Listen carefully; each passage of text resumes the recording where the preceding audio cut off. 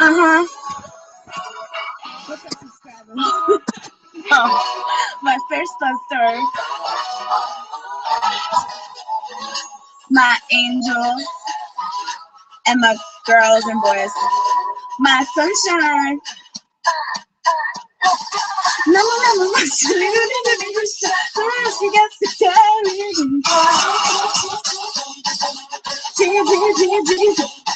Oh, lama pukurawa. Something new to bring.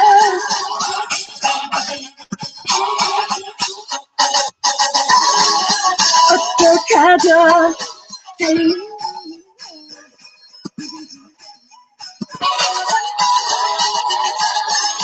Na something new.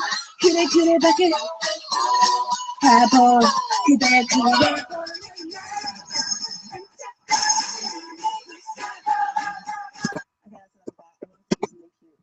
What's up, y'all? Welcome to my 100th subscriber special live stream.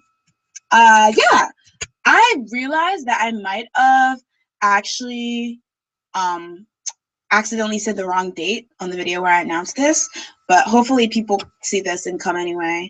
I think I said it was April 6th. I think I said it was Saturday, April 6th, which is not even like a Saturday. What's wrong with me? But hopefully, you know, you guys come anyway. I guess I'm waiting for people to arrive, so I'll just blabber on. What's up? What's up? Oh, 2 viewers. Hello. My nose is so greasy. If you are coming in, say hi in the chat, and so I can say hi back. So I like know people are actually like alive. Still alive. So let's get it started. So first of all, hi, Malin Thou. Hi. How are you? Welcome to the live stream. You're the first one here. You get an award. So in this Google live stream thing. So Shu. Oh, yo, hey.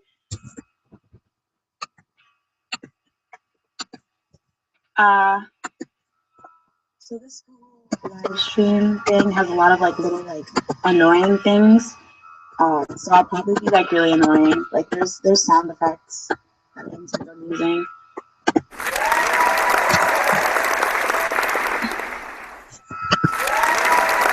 I don't know if you can hear them.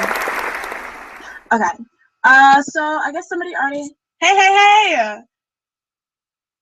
Were you at Katsucon? So let me just start off with a question. Shu Huang asked, who's your favorite EXO member? That's literally the hardest question. You don't understand because my favorite EXO member changes every 5 seconds. I think I mentioned this before, but Kai was the first, or not Kai, sorry, Kyungsoo was the first one I saw. I am like a recent EXO fan thing, I guess, because I only got into them since Overdose. I like missed that whole Growl era. So Kyungsoo first got me into EXO because I really liked his voice.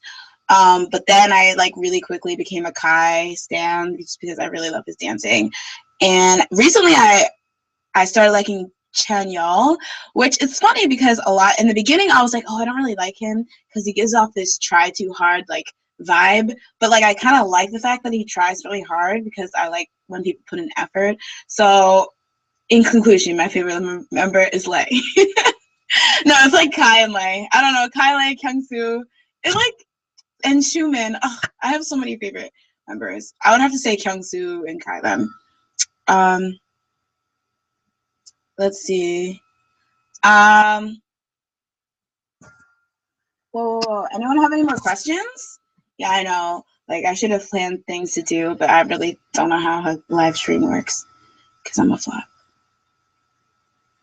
Yeah, Overdose will get you. Listen, even as big as Growl was, I like totally wasn't like there for the whole Growl era because I feel like I was kind of drifting away from K-pop at that time. So I missed the whole Growl thing. And then like, by the way, like, okay, so you know how people always when their fave makes a comeback, they have all these plans to get like they'll bulk buy, so they'll have like a lot of album sales, and then like they'll stream nonstop the video, so they'll have a lot of views. Well, that's actually what got me into EXO. So that's actually that kind of noise marketing by fans, I guess, or I don't know what the point of that is, but that actually works, because one of the reasons why I checked out Overdose and the Overdose album was because they were breaking all these records in terms of like album sales and like video views. So I was like, okay, why is everyone going crazy over this group? So that's actually what got me to watch it. And then, you know, Kyungsoo snatched my soul. He snatched it with his eyebrows, and ever since, I guess, I'm an EXO fan. Speaking of EXO, this has nothing to do with EXO. How does everyone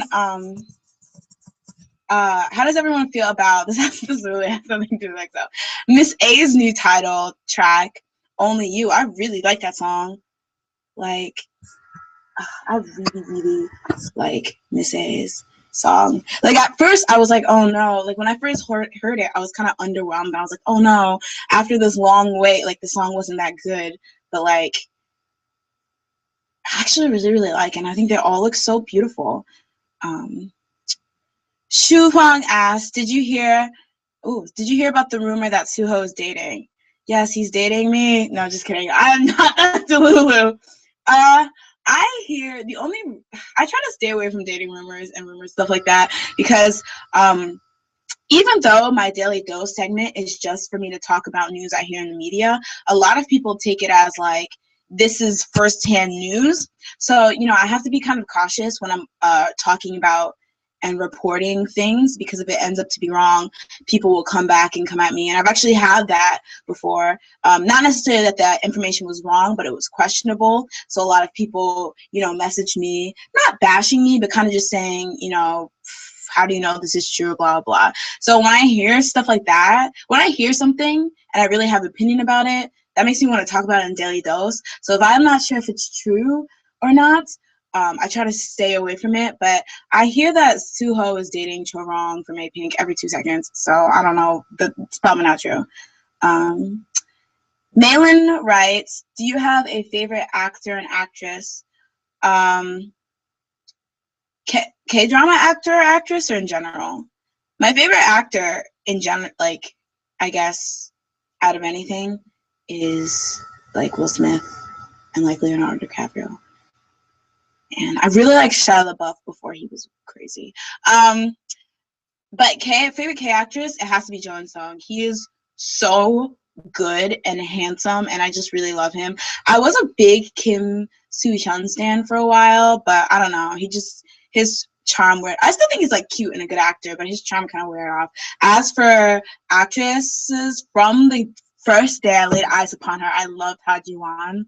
She's one of my favorite K actresses, and recently the actress that was in Birth of a Beauty, dang, I forget her name, Han Kim Ha-soo, I think her name is, the one that's dating Teddy from YG. Oh my god, I love her, and I think she's so pretty. I think she was so adorable in that drama. Chanyeol was really cute during Roommate. He was kind of awkward, but he was cute. Chanyeol got me through Jomi's Rewind. Yeah, he was really cute in that. I remember when I did a reaction to it, I had forgotten, because I was just there because of Jomi in the song, because I love the teaser, but I kind of forgot that he was in it. So when he all of a sudden had his like bridge rap thing, I was like, oh my god, handsome. Like, it was just like, he was very handsome. Okay, did you guys see that he's gonna be on that dating alone program where he's like a virtual boyfriend? I saw that and I was just like, like, oh my god. Shu Huang asks, have you planned on visiting Korea? I was so close to doing like an exchange program for Korea with my college, but it ended up not going through. But I don't know, because I have a couple of friends who are interested in like living abroad or studying abroad. So if we all get together, I would want to go with them, just because I feel like maybe going by myself might be a bit overwhelming for me. So if I can like convince my friends, or we can plan it right, that we all study abroad around the same period, it would be really awesome to go with my friends. Oh my gosh, with my friends. maybe going over the summer, even though I have school during the summer, so I guess study abroad. But yeah, it would be cool to visit Korea. That's where Rain is. So, speaking of Rain, did you hear he's getting married to Kim Tae-hee? Bless. Oh, Soji Sub is also one of the bays. He's so handsome. His eyes snatch you. Okay, well, I'll go to Korea together. I'll book a private jet.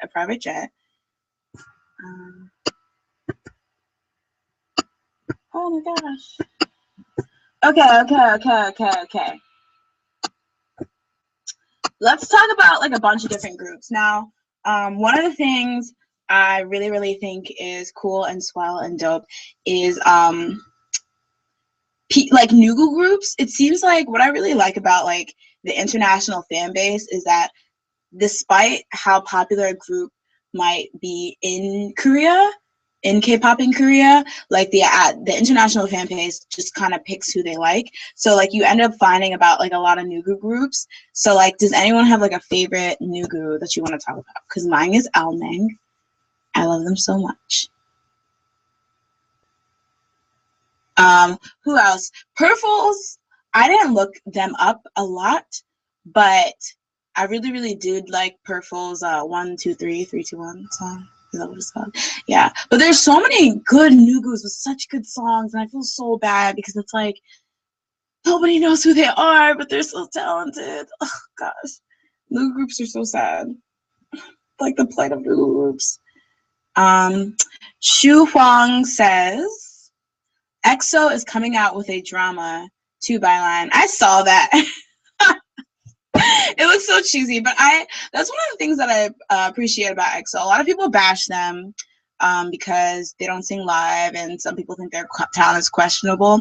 But SM and EXO give really good fan service, and I used to just, stand people based on, talent and stuff like that. But you get lonely as a fan, and you feel really jaded if you don't have a bias that gives a lot of fan service and is kind of, just like chills sometimes and lays low. And I usually, besides like Rain, I tend to like just by accident stand people who really don't give a lot of fan service.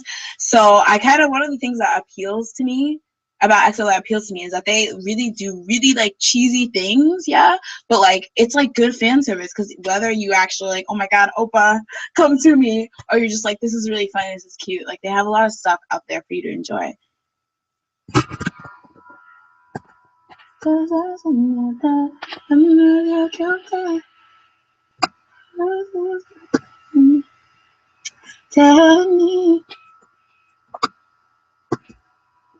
Okay, I see some lurkers. There are lurkers in here. Lurkers, come say hi in the comment section, all right? Do that.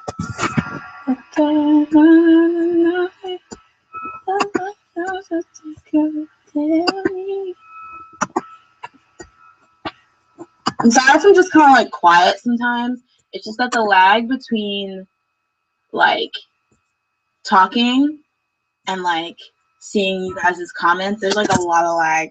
So like right now you guys are really far behind me, what I'm saying. So yeah.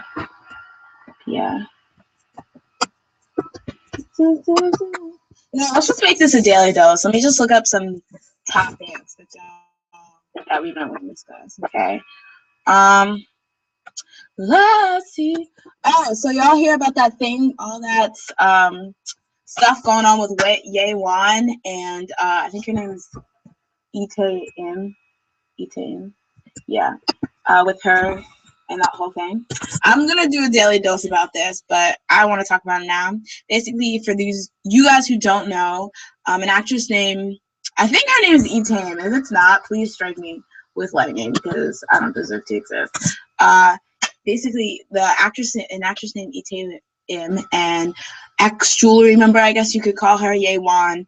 There was a whole controversy with them because, as the reports originally were, this actress just randomly cussed out Yewan, and a lot of people were saying that she was crazy, But basically, after this news got out, like, she basically got kicked off of any project that she was on, and she had to apologize. People still thought she was crazy, but all this, and like, Yewan was like, I tried to be, well, Yeon and her company were just like, oh, I tried to be, she tried to be nice. She she just asked her, what's wrong, and then she ended up cussing her out.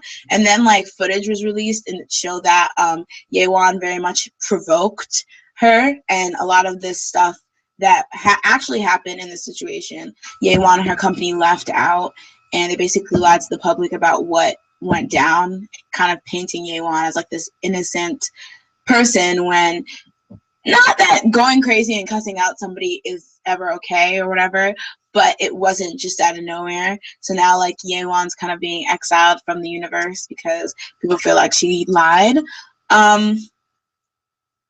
Mess. And the thing is, I always pick the people who always go downhill like this, because I was standing for Yeon, because I feel like what happened with her and Julia was kind of messed up, and I was hoping she could make it big. But then she gotta go do this. Come on, man. Ooh, okay. Somebody asked me about Crayon Pop. I really do like Crayon Pop. I feel bad. I feel really bad for Crayon Pop. I don't feel bad for them. I like them. Bottom line, I like them. I like the fact that they're quirky. I like that their songs are cute and fun to dance to. But I feel bad for them because kind of like how Miss A had Bad Girl, Good Girl, and then everything after that was considered underwhelming, it's really hard to come back from when you made a big impact. Bar Bar Bar was really huge, and I love that song. Oh my gosh. I was considering performing that song at K-Pop Apocalypse Con, but I ended up not, but I was so close. But yeah, I feel bad for them because it's just everything they do is just in a shadow of Bar Bar Bar, and a lot of people think that they're only keeping this quirky concept because Bar Bar Bar worked, and it's sad that they're trying to make something happen again. But I just really, really hope that they don't give up what, regardless of what response that, the public might have to them. I really like their music, and I really like their FM song that came out, because Power Rangers, yes. Power Rangers and Sailor Moon, yes. You should do a singing video. You sing good. Well, thank you. Thank you. I was gonna do some type of parody video for my 1,000 subscriber special, but unfortunately the mic that I usually record with is just garbage trash, and but yeah, I might save that for the 2,000th if I get a new mic. But I would definitely do a singing video. That'd be fun. What was the first Korean drama you what was the first Korean drama you watched? Oh, that's so hard. Does it have to be a K-drama? Can it be a K-movie? Because I think it was a movie. I think it was a movie called Millionaire's First Love. And I remember watching it because I was sick that day and I stayed home from school. So I was just watching the random movies they have on YouTube. And I can't really recall what it was about. It was called Millionaire's First Love. I'm sure of that. But I just remember it had to do with some girl who, gosh, I don't remember. She basically grew up with this one guy, but then he was rich and he moved somewhere, and then they met each other and they were trying to save some city. I don't know, but I remember I cried, and after that I was kind of hooked. I think the first one I remember was probably Over the Rainbow, and I randomly watched that because Ji Hyun-woo, who played the main actor in that, he looks kind of like Rain. So I watched it.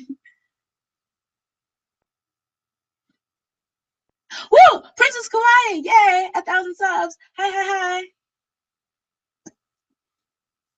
But yeah. So yeah. A Millionaire's First Love and Over the Rainbow, I believe. Oh, that was so long ago. I'm not positive. My face kind of looks like Yeon's. It's round like hers. I could be the second Yeon, y'all. Okay. Let's talk about favorite groups. What are some of you guys' favorite groups? For me, I don't think I've ever out flat said some of my favorite groups, but of course Big Bang. Rain, he's not a group, but he might as well be because he encompasses all. Who else do I really like? Wonder Girls. I used to be a really big stan of 2PM back in like 2008, 2009, but I kind of like drifted away from them.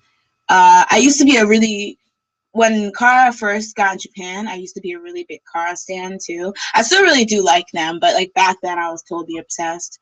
Girl groups, oh gosh, girl groups. I don't know if I can say that I'm an AOA stan yet, but like I'm definitely working my way up there. I know a lot of people don't like what Jimin, because I already like Choa a lot. And I like their music and I like their sexy concept. And then Jimin going on Unpretty Rap Stars. I know a lot of people hate her after that, but I actually still think it's really admirable that she went on Unpretty Rap Star. And I think she's cute and fun. So yeah, AOA is climbing up there. A-Pink, it's so weird, me and A-Pink. Like, I like them so much, but I just never fully became a stan of theirs. And I don't know why. There's just something there that's keeping me from being a full stan. I don't know why, but I really like them. And I like them, not just Eunji, but I like Namju a lot, and I like Bami a lot. And I like I like Chorong. I'm warming up to Hayoung and Nan slowly. But yeah, Shiny, they're my baes. Once again, Shiny is like a group that like I like so much, but I wouldn't consider myself a stan because like I don't know enough about them, I guess. FX, I really like them. Who else? 4Men, they're like a ballad acapella ballad group. They're so good. Let's see. Somebody said 2NE1. Yeah, 2NE1. Gosh, you don't understand. When they first debuted, I was so obsessed with them. Like, you literally don't understand. Like, I would listen to Fire when it came out like 16 times a day. And I Am the Best is still one of my favorite K-pop songs. Big Bang, yeah, Block B. Block B, they're one of the groups that I'm slowly getting into, just like how I'm trying to get into BTS too. Block B, I really like them. Zico is so adorable. There's like hardly I can't think of a Block B song that I don't like. Like, they're one of the ones that like when I want to hear some good K-pop music, I go to them. Girls' Day is really cute too. Sister! Sister is my fave. I love their music so much, and I think they're so gorgeous. Yo, Galaxy Grace, what's up? Are you a Chris fan, perhaps, maybe? Let's see. Princess Kawaii 8998 said, agreed. Jimin has sort of worked her way up my bias list because I'm Pretty Rap Star, despite others being better than her anyway. Good for her. And I think that was the point of Jimin being on Pretty Rap Star. Yeah, I think like whoever made Pretty Rap Star was probably using her for publicity. But I think it was cool that because anyone can be like, yo, I'm the baddest female rapper. Whoa, that seemed like I was coming for CL. But anyone can say that they're so good at rapping, but it takes somebody to get into a vulnerability where, because like, rapping, half of it is just saying, yo, I'm the best, yo, I'm the baddest. But when you're actually put in a competition, when you're actually being compared as to whether you're the best or the baddest, that takes a lot. Like that, you have to open up, a lot. There's a lot of vulnerability in there. And I think, especially since not only was she the underdog, but she was like the worst technically there, and being the worst, she was still really like willing to have people go in there and knowing that people will just say, you're not very good. So that's pretty cool. Yes, 4Men. Yes, like I'm so happy somebody knows who 4Men is. Yes, get that relevancy. Galaxy Grace asks, Malin Thao asks, who are your favorite 2NE1 members? That's so hard. I'm gonna have to say now Sandara. I really do like and appreciate CL, and I think it's really, really cool that like her and Hurin are very similar to me because they don't have the ideal Korean beauty, but they've gotten to a point where they're so talented, people don't even care. Because I noticed in articles when it happened about female idols, no matter what it's about, it always comes back to how they look, no matter if like they're most talented singer or whatever. And because that kind of worked against CL and Hyun, because even though they're super talented, anytime you want to hate on them, you just say that they're not good looking or they're not pretty. And I feel like it's really cool how CL, with her confidence, she was able to transcend that kind of, I don't want to say prejudice, would that be? But that kind of negative feeling that people have towards her because she doesn't fit the typical standard of beauty or whatever. And I really hope she like slays she slays now that she's coming to the US. I hope that she slays and she does well, because that'd be really, really cool. But yeah, probably Sundar though, because I just love, and Bomb really started to win me over during Roommate, because she was just so cute. But Sundar has always had a place for me because she's just so weird, and the things they made her do with her hair ever since the start of 21, that takes strength to have yourself be rocking a palm tree head on national television. Princess Kawaii 8998 said, "You should have watched some of SHINee's variety shows then. I really got into them after watching Hello Baby." I've seen clips of Hello Baby, and SHINee, along with Super Junior, I think, and Shinhwa, and like 2 p.m. I think SHINee are like one of the funniest idol groups. It's just that I've never like got to really sit down and watch any of their variety shows, but I've seen clips of Hello Baby and I really want to watch it. I just don't know where to find it subbed. The International Fan Dilemma. For underdogs, C Clown, I guess. Ashley needs to listen to them more. C Clown was very popular among my friends who listen to K-pop. Like, they love C Clown. But I've never really gotten into them, so if you have recommendations, tell me. What did you think about Jimin's performance against Cheetos? The first time when it was Cheetah versus Jimin versus Jidam, or the second time when it was just Cheetah versus Jimin? I thought, here's the thing. Jimin is so easy to bash, but sometimes I feel like the bashing is kind of incorrect. Yeah, she's an idol and she does get privileges, and I feel like more than her getting hated on for being, pretty and an idol and getting privileges for that, people should have hated on like Sunny and the judges who were swayed biasly because of that, I think. And I feel like a lot of the hate just went to Jimin because she was getting the privilege for it. But like, even though like I don't think she really acknowledged the privilege she got for being good looking and being an idol. She always used it as a reason why she was like the victim on that show. But like, I think her Puss song is really good. I think it's very catchy. I heard that though, that Iron, the guy who featured on it, had like he like did most of the stuff, which is pretty sad if that's true. But overall, I do like the song, but I thought it was a really not smart choice to do in a challenge where you were supposed to show the real you. It made her look superficial. It would have been really cool as like a diss rap challenge, but she didn't use it for that. So I'm glad that Cheetah won.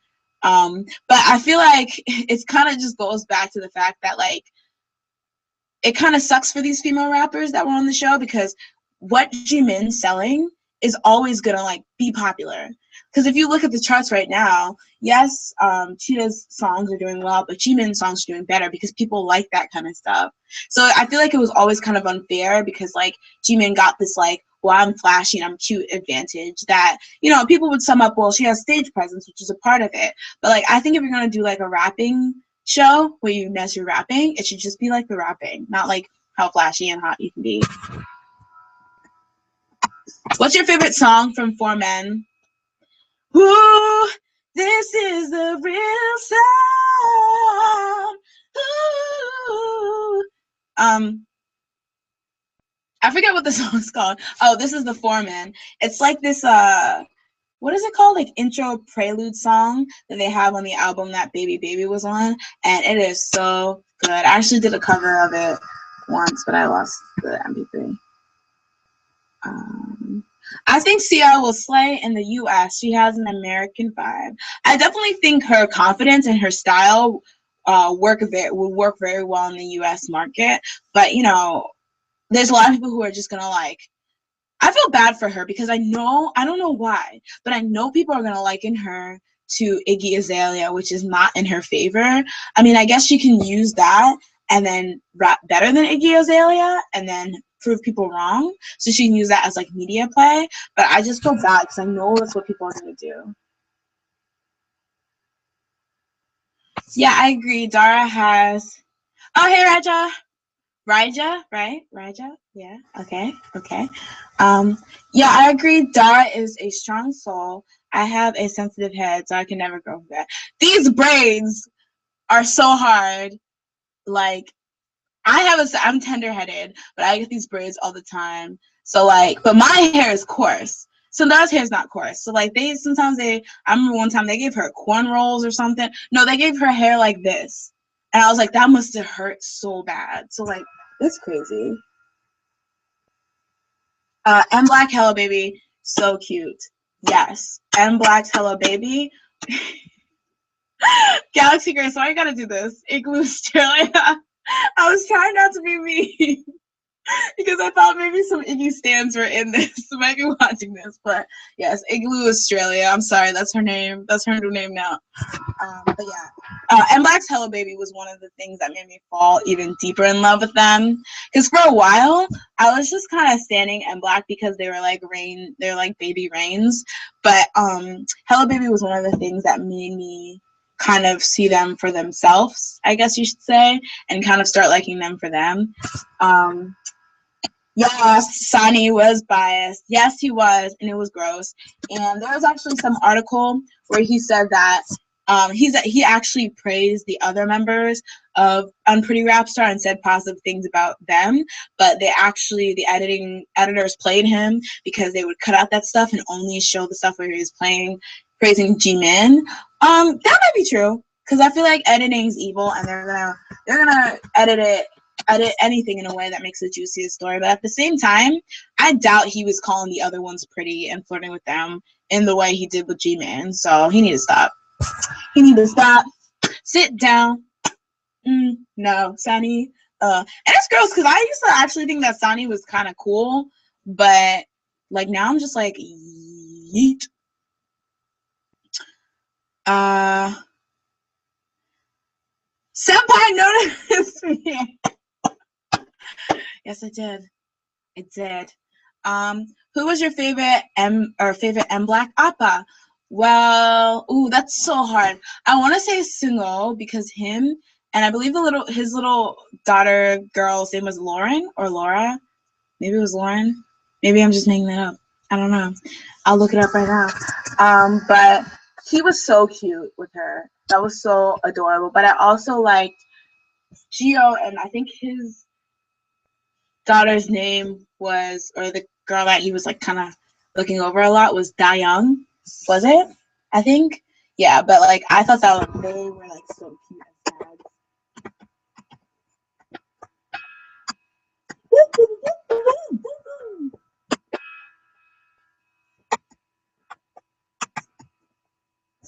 Oh yeah. 너무너무 막차는 입으셔. 숨없이 가서 달리는 거.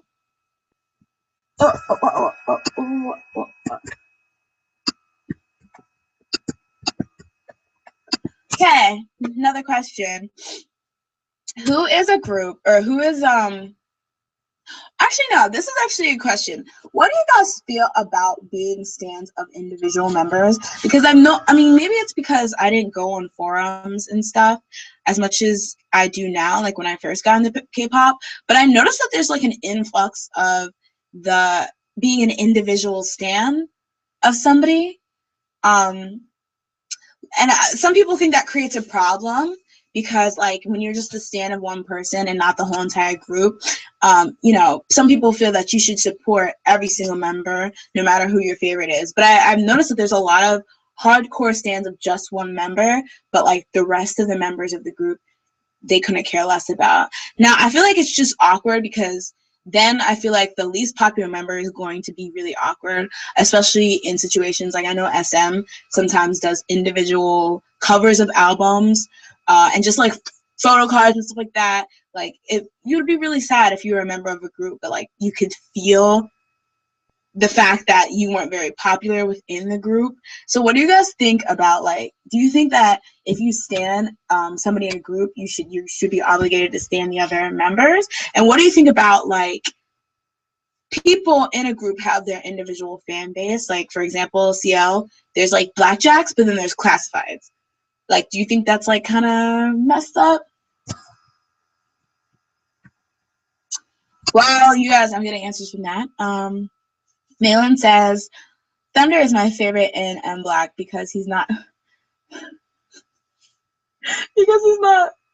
in the group anymore. Sorry, that's so sad. He's not, and I think it's kind of weird because didn't he say that he wanted to like go do music producing when he got out of the group? Because all of a sudden he's like in a drama, and I'm like, what? But he's buff. He got real buff. I don't know when that happened, but slay. Raja says, how do you feel EXO handles their broadcast with the fancy fan work? Do you like it or no? Sometimes I wish they would do things when I'm mine. I think with EXO, it's kind of hard with EXO because I personally don't like, when I see a live performance, I like to see it like a new live performance. And I feel like with their Call Me Baby, the stages they've done so far, it's like so similar to what they want the music video to be. I mean, they do switch up the choreography a lot, but I don't see the point in just recreating the music video.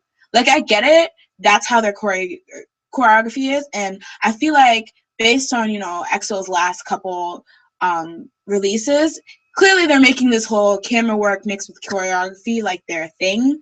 But like, I don't know, it just seems really staged, even though I know it's like a stage, but it doesn't seem as organic as like other performances because it's like exactly like the MV. And sometimes it comes off really, really weird. And I don't know, I'm just thinking how it would be if you were there for the taping of that. Like, they probably stop in between like certain segments with the transition, but it just comes off as really weird to me. The most recent one had a really nauseating camera like angles, and I did not like it. But yeah, I think it's cool that they have a thing they're working with, but you know, live performances, you don't have to strive to make it so like the music video. Like, it can be kind of different. But I think their props in the background are always so dope.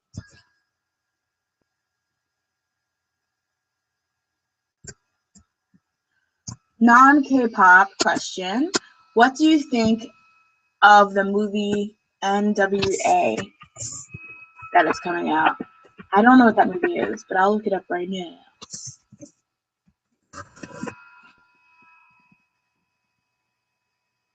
Oh.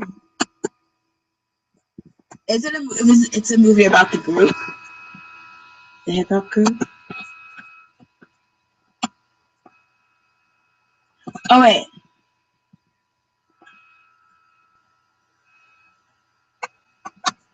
I don't know. I have to look it up.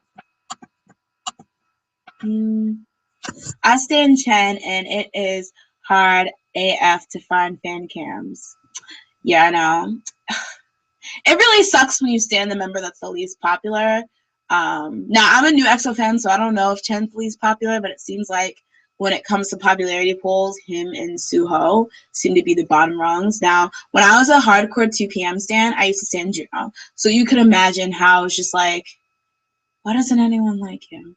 Like, I don't, if I recall, he probably was the least popular member. But it's just like, I don't know, you get kind of sad because it seems like everyone has their own agenda. Like, for example, I know when EXO was doing that, like, that thing where they would, that variety show that I didn't watch, where they'd like recreate old like songs, like they recreate music videos for old popular K-pop songs. They would like, if like when they released their music video, if they got like a certain amount of views in a certain time, they would release behind the scene footage. And I know like Chen's stands were a bit upset because I don't think Chen's video met the deadline. I think they eventually released it anyway, but I just feel like it's sad when you like the least popular member and nobody will support them with you, but then everyone will walk around and say, oh, but I'm a this group stan.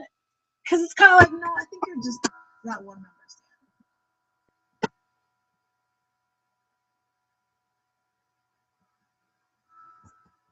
Yeah. Yeah, basically. Yeah, I see a lot of you guys are talking about the EXO thing. Yeah, I think it's really weird that they just want to recreate the video. I mean, I guess it's cool, but I just feel like it would make a really disconjointed performance. And I feel like because once again, EXO gets criticized a lot for lip syncing, and I feel like part of the reason why they lip sync is because all that mess is going on, like with the camera angles and stuff like that. And so I feel like I would rather just see them, sing and just like chill, whatever. But like, I don't know, for some reason, I don't know. I feel like SM groups, they're really about showmanship and looking flashy and stuff like that, and which is not a bad thing, but.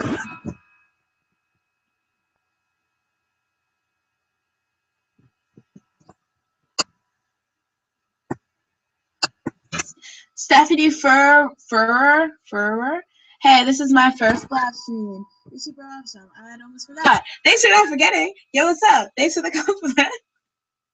You have to say something about yourself. Introduce yourself, Stephanie. Your name is Stephanie, and you use emoticon, the one with a smile. Who's your favorite, Stephanie? Who's your favorite K-pop group? Yeah.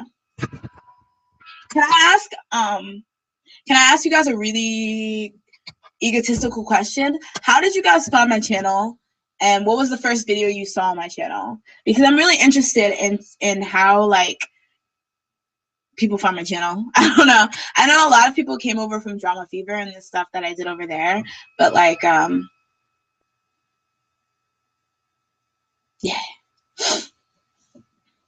Princess Kawaii said, rather than it being the fans' fault for sitting only one member, I think the label should recognize that and try to promote the lesser known members.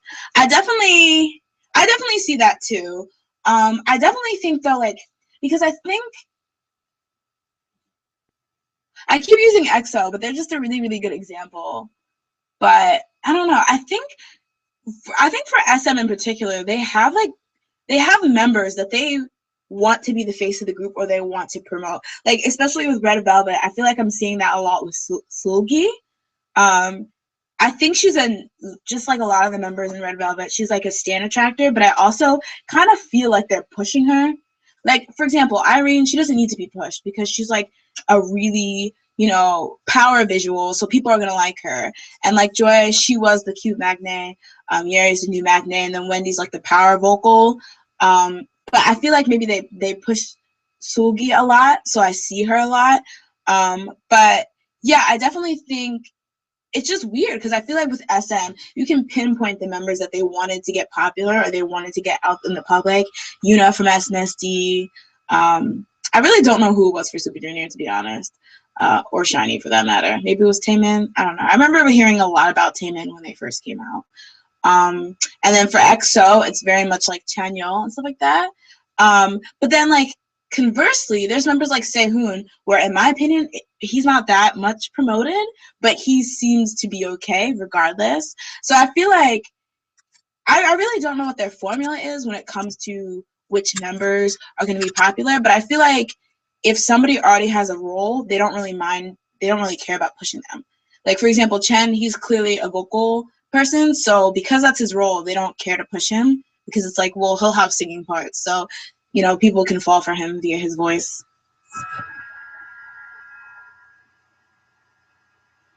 You know how thirsty fan girls get. They have to see their Oprah. 100,000 angles. Whoa, yeah. Okay, Danielle Janae said, I was on Tumblr and I saw your Drama Fever video. I found your energy, if that makes sense, really cute. And your videos really well put together. 감사합니다. I turned into a Korea boo, y'all. Thank you. Found you through Drama Fever. Found you through, Ferk5? Yo, what's up, Ferk5? Is that Ferk5? Found you through Drama Fever. For all the new people, I want to know, who are your bias groups? So most people are through Drama Fever. It's similar with Miss A and Suzy. I think with Suzy, though, it's weird because I feel like Suzy maybe, I don't know, because in the beginning I feel like they tried to push like maybe Min, because I don't know, but I think in my opinion, the rumor that I heard about Miss A was like Miss A was Min's group, basically, because after I think Halem, Suzy, Faye, and Gia were supposed to be like a group that debuted in China, but then when Halem went with the Wonder Girls, and then Min was kind of just there because she wasn't in America anymore, they just put them together. So I feel like in the beginning maybe they pushed Min and maybe even Gia a bit because like her hair was kind of like woo with the pink hair. But then like when Suzy became an actor, I feel like JYP was like, entertainment was like, this could work, and then just started pushing her. But I don't know, it's really awkward for Suzy because I feel like the gap between Suzy and Miss A is so wide that it's like really, really weird. And like there's this, and I feel like legit there are like Suzy stands that have nothing, like have no ties to Miss A whatsoever. Like they're literally only there for Suzy and they could care less about what Miss A does. And I think that's a reflection of why, like, as popular as Suzy is, you don't really see physical albums being moved for Miss A that well. Like, they have low physical albums, but then like there's because Suzy's popular, they can get their like public recognition and like their actual like singles will get really popular. But for Suzy, it's just really, really awkward, I feel, because it's just like because she's a Miss A, people are going to compare her to the other Miss A members, but they really shouldn't because it's just two different things. I honestly can't remember. I think it was looking up people's opinion on Jessica, VIP, and EXO with the scandals and the news came out. I liked your realistic and honest point of view, so I subscribed. Thank you! Stephanie, I live in Florida. I'm Puerto Rican, and I've been on the K-pop, K-drama wave for about 2 years, and I'm loving it. Girls' Generation is my favorite band. Girls' Generation make you feel the heat. And I found you on Drama Fever too. Yay, Drama Fever. Fabian Nazar, I can't read. Drama Fever, top 5 drama OSTs, the K-list. Oh, the K-list. Got hooked and I want to be your oppa. Folicious. Do you like Beast? Sorry, I was reading something else. I really like, this is gonna sound weird, but I really liked Beast's Bad Girl the best. I really like that kind of disco type music. But then after Bad Girl came out, I kind of just was like I didn't really pay attention to them a lot. And then I feel like for me, my opinion on Beast was kind of not diluted, but like influenced by the fact that like they've gotten to a lot of controversies that would be important to the I fans, not really the K fans. So like there's just like this stigma with them sometimes I feel in the I fandom. But I didn't really listen to them until even though Fiction I heard it because it was so popular, I didn't really start liking their music again until 12:30. I like that song. Princess Kai.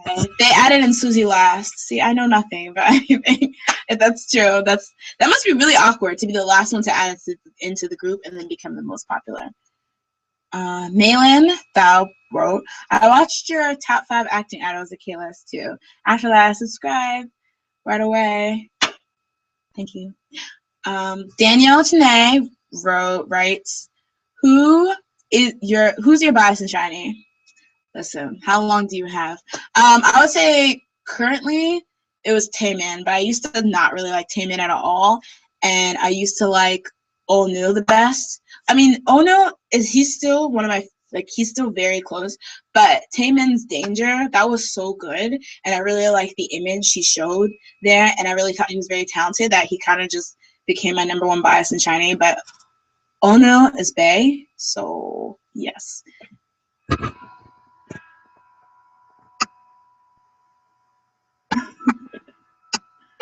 Thank you, everyone, for saying this is like I'm trying to stroke my ego. Thank you for saying you like my video.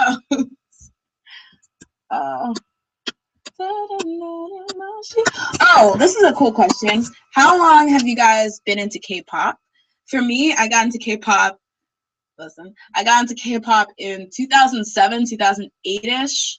I think early 2008. But I like to say 2007. And honestly, I was really into it at first, but then like around 2010-ish or 2009 to 2011-ish, I kind of was just like distant from it just because I really don't know what it was. Maybe it was because the Wonder Girls weren't there, and I really stand the Wonder Girls. But yeah, for that era, I was kind of standoffish. So that's why I'm not very up on the new groups. Like I kind of tend to just stick to groups that I knew from the beginning. So I don't know. For me, I feel like a not a veteran because like clearly, I guess that's 8 years in K-pop, but like I think one of the interesting things though is for being a fan of K-pop so long, it's so weird to see how things changed. And this is making me sound like, oh, back in my day, but like seriously, like I remember when Girls' Generation, like around that time when they first came out, because of their image, I thought I would not be in K-pop by the time that they started dating. So in 2014-ish, when Yuna, it was revealed that Yuna and Sooyoung and all of them were dating, I was really surprised, not because it was like, oh, they shouldn't date, but I was surprised that like I basically saw their whole career. And like same for Wonder Girls and like Kara. It's so weird to see like these groups that were like little baby groups when I first got into K-pop be like the top dogs now. Like it's just really, really strange. And it's just really, really strange to see like groups like A-Pink, for example, who people used to really, really bash because, they thought they were just a knockoff Girls' Generation, see them like rise to relevancy.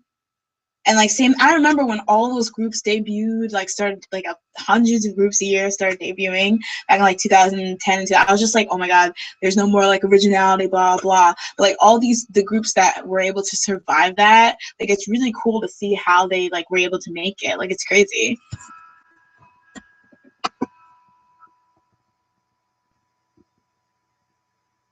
Taemin solo or Jonghyun solo? Oh, that's so hard because Jonghyun had so many good songs. But I have to say Taemin. Once again, I didn't like Jonghyun's lead song that much. I didn't like his title track that much as I like Danger. But I think that's really hard. But I have to go with Taemin's. I just like the overall feel of the comeback better. I've only been in K-pop for a year, and I keep mixing B2OP and Peace. I don't. They're from the same company. I think. That's just so funny to me. Beast has a lot less people. Is it because their names are the same? I get that.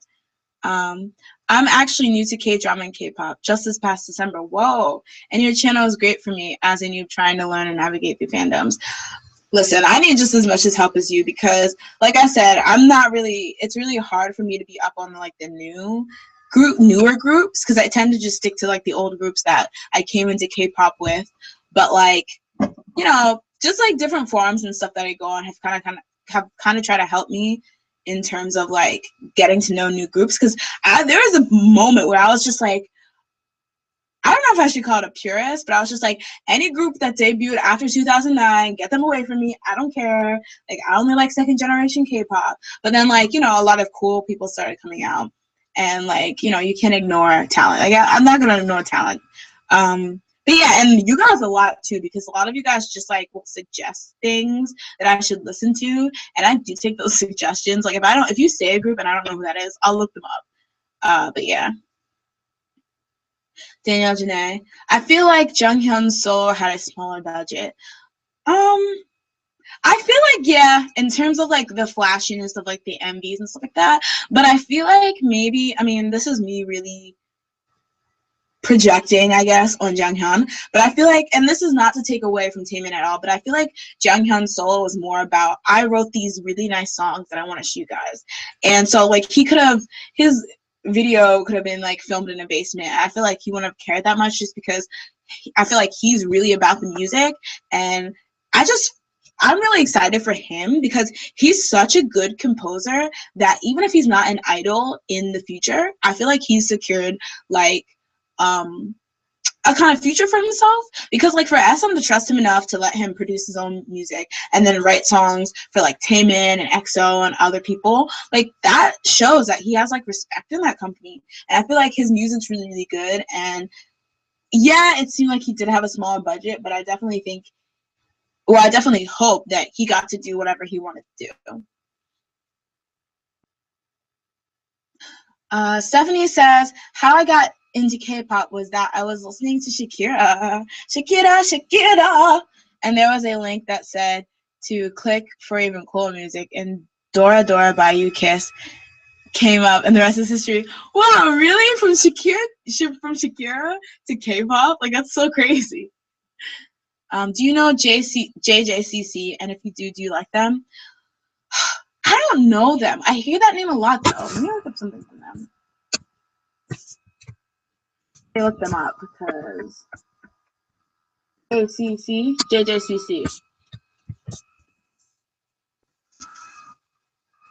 I hear them a lot. When did they debut? Wait, I have it here because Wikipedia. Oh, this is a Jackie Chan group. Oh my god. No, I haven't listened to them. But this is the Jackie Chan group. What is your suggestion on what songs I should check out from them?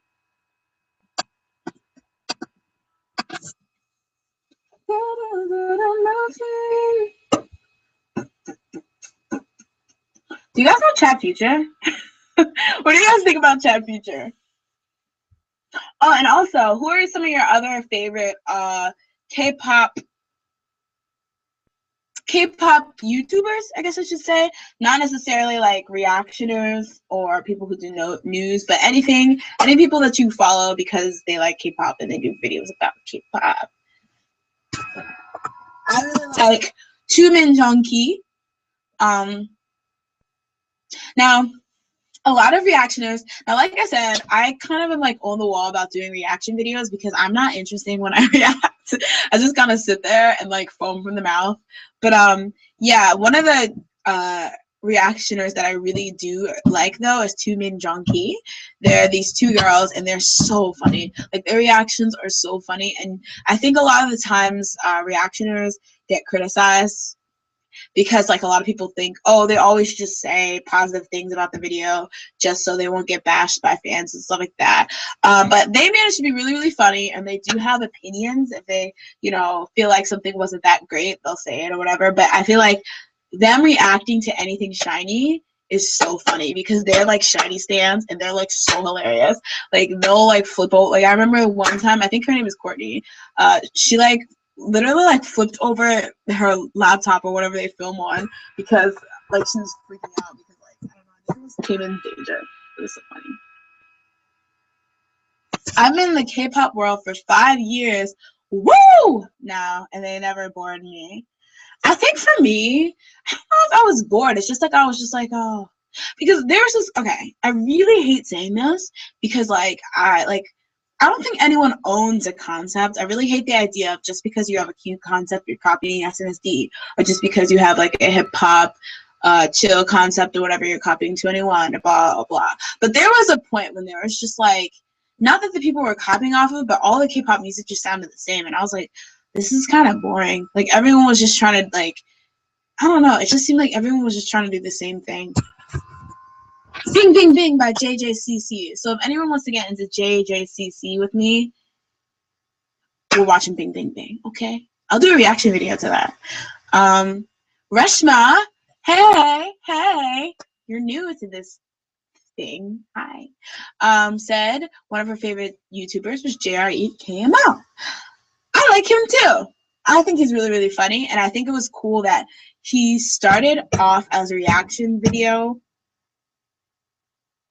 channel, I believe, and he's kind of expanded to like doing skits and stuff like that, because I feel like if you just do reaction videos, that might get, like, as a content creator, I feel like that might get a bit boring. So, to be able to spin that into something else, I think it's really cool.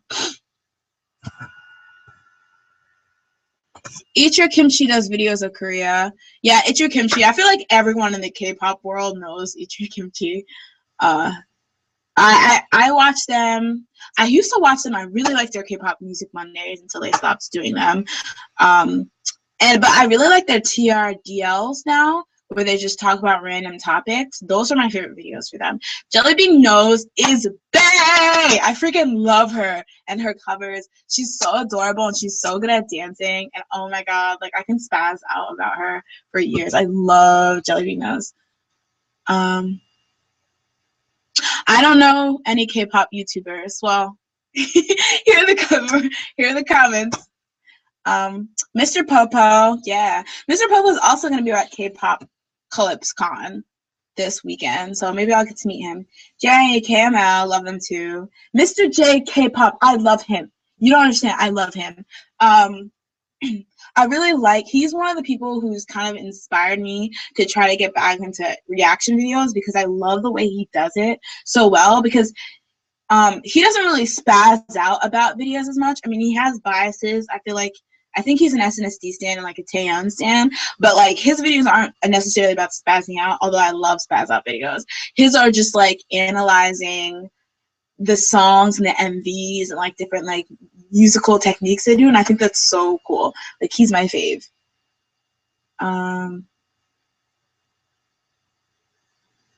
Ooh, K-pop Steve. I don't know who that is. I'll write that down. J.A.J. Whew. Oh, okay. Here, somebody brought it up, so I'm going to talk about it. Princess Kawaii says, I wish they would keep doing K-pop Music Mondays, to be honest. It's why I kept watching them for so long. Okay, here's the thing. There was a big whole thing with the whole them stop doing K-pop Music Mondays. I loved their K-pop Music Mondays, but I could understand why they stopped it. I think there was a lot of people, and the thing about K-pop fans is that K-pop fans are like, we're like really enthusiastic, right?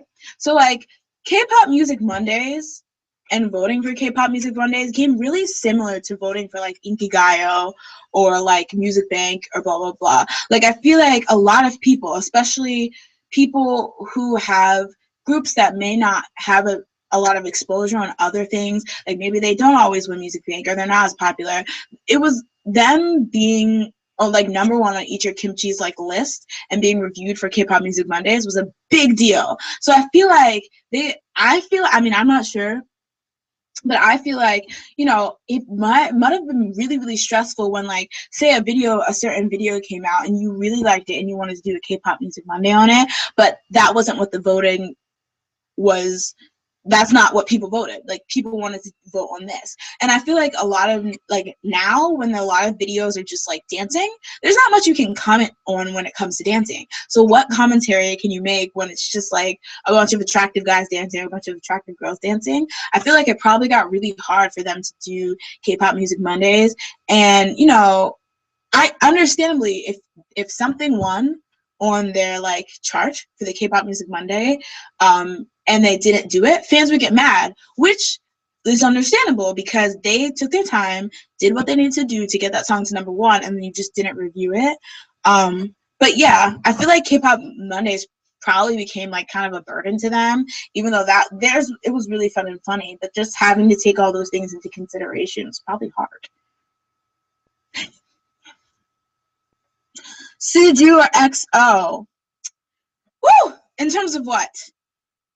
Can I do like a head-to-head? Suju or EXO, in terms of variety and being funny, Suju.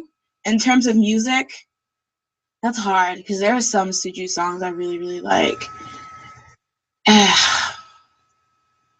That's really hard. Oh my god! I'm gonna go EXO though, just because I really like this album, and I don't think there's ever been an album of Suju's where I liked all the songs. The Sorry Sorry album was super close though. Oh no, but the Sorry Sorry album was so good. That's so hard. Why are you making me stressed like this? Okay, I'll go EXO in terms of music. In terms of dancing, Kai is bae, but Donghae is also bae. That's so hard. I think altogether I like Suju better because I like the fact that they're really funny on variety. Have you ever heard of Winner? Winner.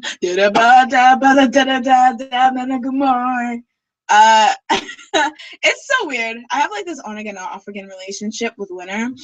Minho is bae. Let's just get that out of the way. I really think they're a talented group of guys and they're really interesting and they're cute, but I definitely have to see more from them for me to get into them. I didn't really like Empty that much or Coloring. But I really liked Minho's solo. I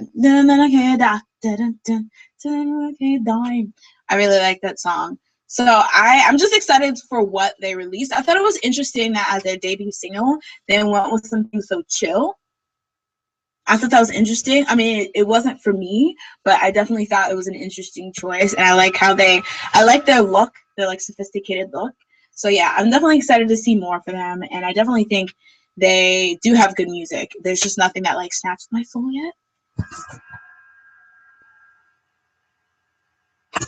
Or rather, maybe they wanted to keep, this is back to Eat Your Kimchi and why they ended the Music Mondays. Or rather, they wanted to keep their opinions broader as well, like wider than just K-pop, but also K-culture. I feel like that's true. With Eat Your Kimchi, I feel like they probably wanted to, because like, think about it.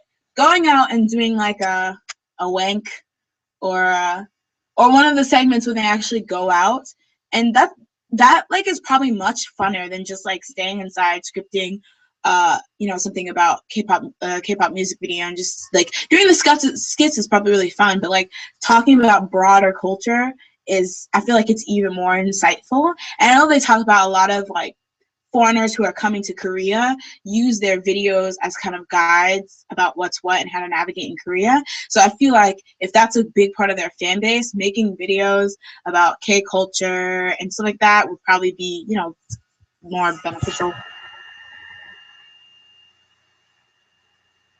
Icon's debut. When? YG? Why are you doing this to me? Yeah, when is I gonna debut? Apparently Bobby already has like a freaking CF. So like what? But yeah, I feel like that's the only thing I don't like about YG.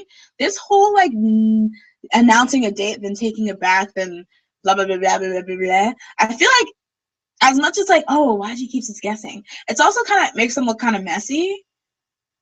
Like, in my opinion, like, it just makes me not trust YG. Like, when YG says something's coming out, I'm just kind of like, okay, I'll stand for it when it gets here. YG, you can go over in that corner. Because, like, I'm just like, it takes so long for stuff from them to come out.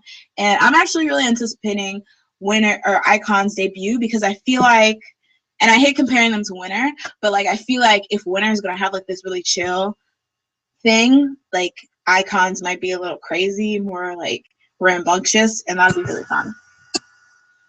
Kim Hee-chul is bae. He is sassy bae. Like, he's so funny. Who's your favorite in EXO? Somebody actually answered me. Somebody actually asked me this question in the beginning of the stream. My favorite member is Kai and Kyung-soo. Kai-soo. But I also do, can I just rank them? Can I just do a ranking? Let's see. Kai, Kyung-soo. Baekhyun?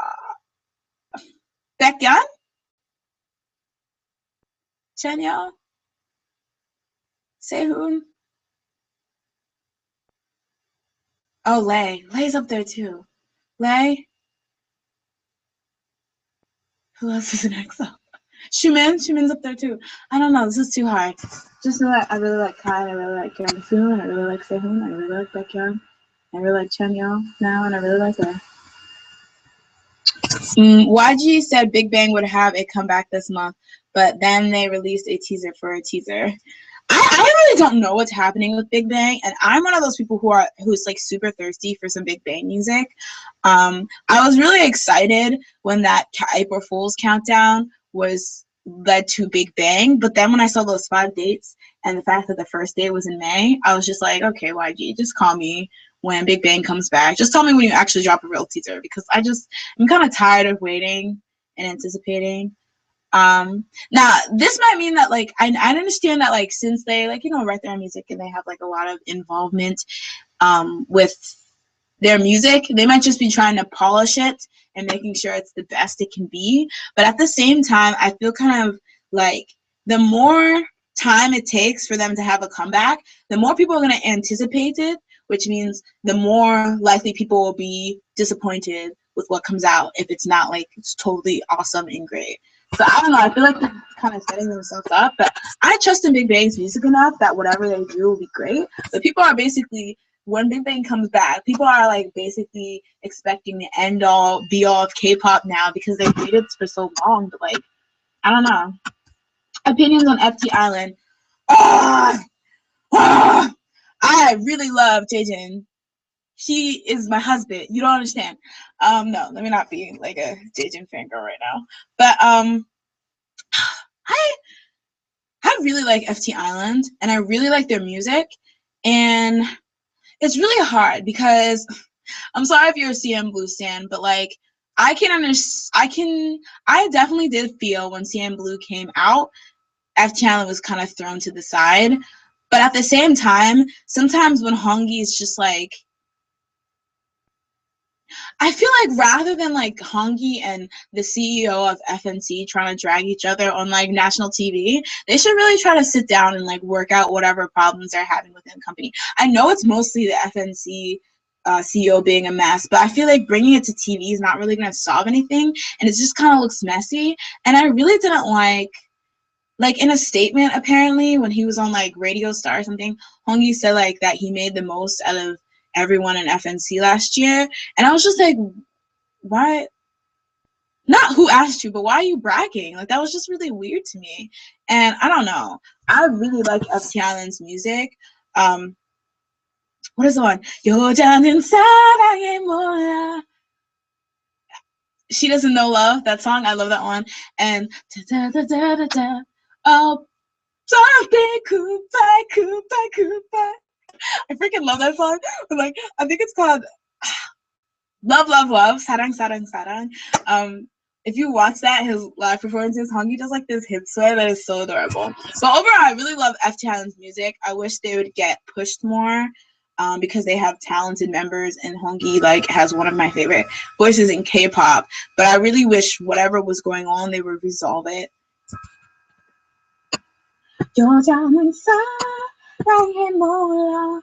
I think those are the words, maybe not.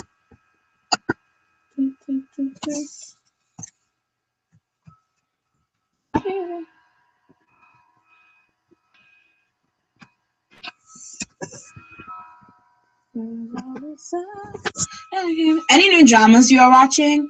Let's see. To be honest, I've been watching a lot of J dramas lately. Do you guys know Matsumoto Jun from Arashi? I'm watching this one drama called Chitsuru and Chocolatier. It's so good. It is so freaking good.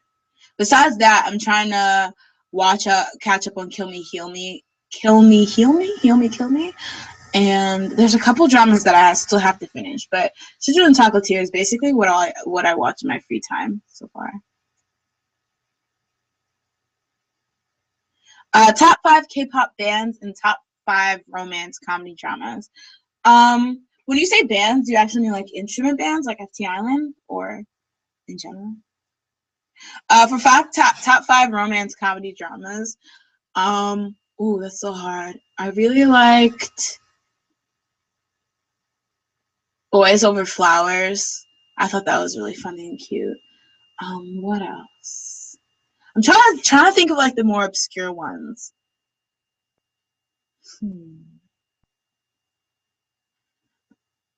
That's so hard.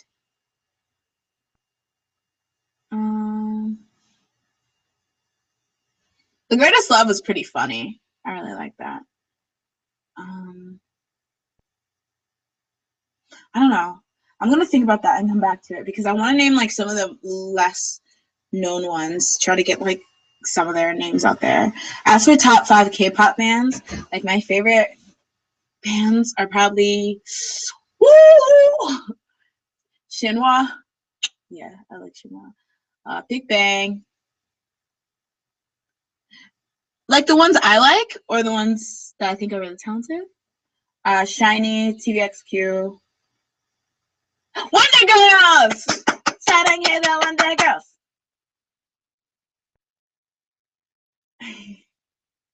I really like FT Island, and Man's First Love Falls Into the Grave. Capitals. Oh, top 5 idol groups. In all, I guess the names are listed. It's weird. Actually, I would say Shinhwa, Big Bang, TVXQ, Wonder Girls, and SNSD. I've never been like a hardcore SNSD stan, but I've always appreciated like their slayage, basically. I always thought it was really impressive how they can compete with the boy groups in terms of popularity and sales, because as it always is, like, girl groups kind of get jilted because they don't have as many fangirls as boy groups. But the fact that they can hang with the boys is kind of cool. Taiwanese dramas, yes, recommend some Taiwanese dramas to me. Why love? I like that one down. Right now, My Love from Another Star, I feel, is going to stay on my top K-dramas forever. I really liked that one too. I don't know. I just really liked it. It gave me like a good feel. I don't know why. Like, I just really liked it. I kind of liked what it was about. I liked the actors. Ji Hyun, Jung Ji Hyun, is that her name? She was totally not on my radar prior to it, but she's probably one of my favorite actresses now. I think she's so pretty and she did such a good job. How about solo artists? Listen to the song "Here in My Heart." Park Hyo-shin. Now, Park Hyo-shin, over the summer, he came out, I think over the summer, last year, he came out with something called Wildflower, and it was playing the charts, and I was like, I don't want to listen to this weird ballad song. Who cares? Then I listened to it, and I was like, this is the best song ever. I really like Park Hyo-shin, and if you ever, he didn't promote that song, but if you see him perform it live, you'll start crying. He starts crying. I started crying while watching it. So I really like Park Hyo-shin. Of course, the Bae IU, she's one of my faves. I think it's really impressive, her growth as an artist, from doing songs like, no shade if you like Boo, but doing songs like Boo to, like, you know, beautiful, her songs are like musicals. They're like musical masterpieces. So from songs that are just like really simple, cutesy, like Boo, the songs that she does now, and the fact that she's become like an artist that writes her music, I feel like it's so impressive, and her songs are just like totally my style.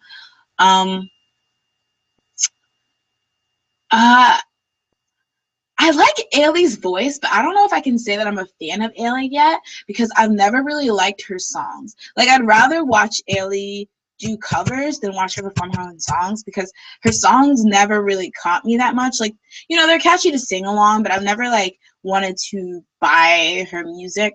Like, I've never been moved enough to buy her music, but I do really like her voice. So just based off her voice, I think she's a good solo artist. Who else? Who else do I like as a solo artist? I like Shorin's music as a solo artist. She's also one of my favorite K-pop voices. And I guess Taeyeon? I like her voice too.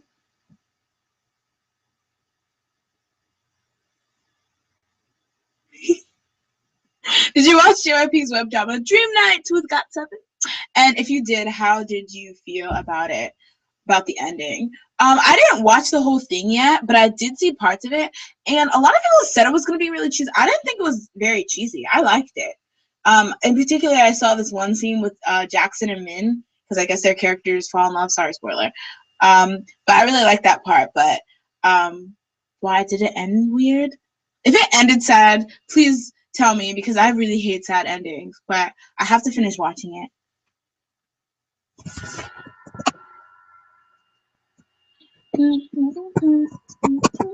Oh, are there any SNSD fans? I know a lot of people wanted me to talk about Jessica's departure and my opinion of it, and I was going to do a video about it, but I feel like maybe I should just talk about it here. Should I? First of all, let me get everyone's opinion. What do you think about the split with Jessica and SNSD? Did it snatch your edges? Do you need me to get you some edge reviver? Because I will give it to you. And I don't know, were you originally an SNSD stan that was a Jessica stan and now only stands Jessica? Do you still stand both? Did it really not affect you because you could care less? I kind of want to know, because like as a top girl group, one of the things that made SNSD the tops was the fact that they had all the original 9 members. Now that's not a thing anymore. So I just want to see, kind of hear what you guys' opinions on it. Where were you on the day it happened? And yeah.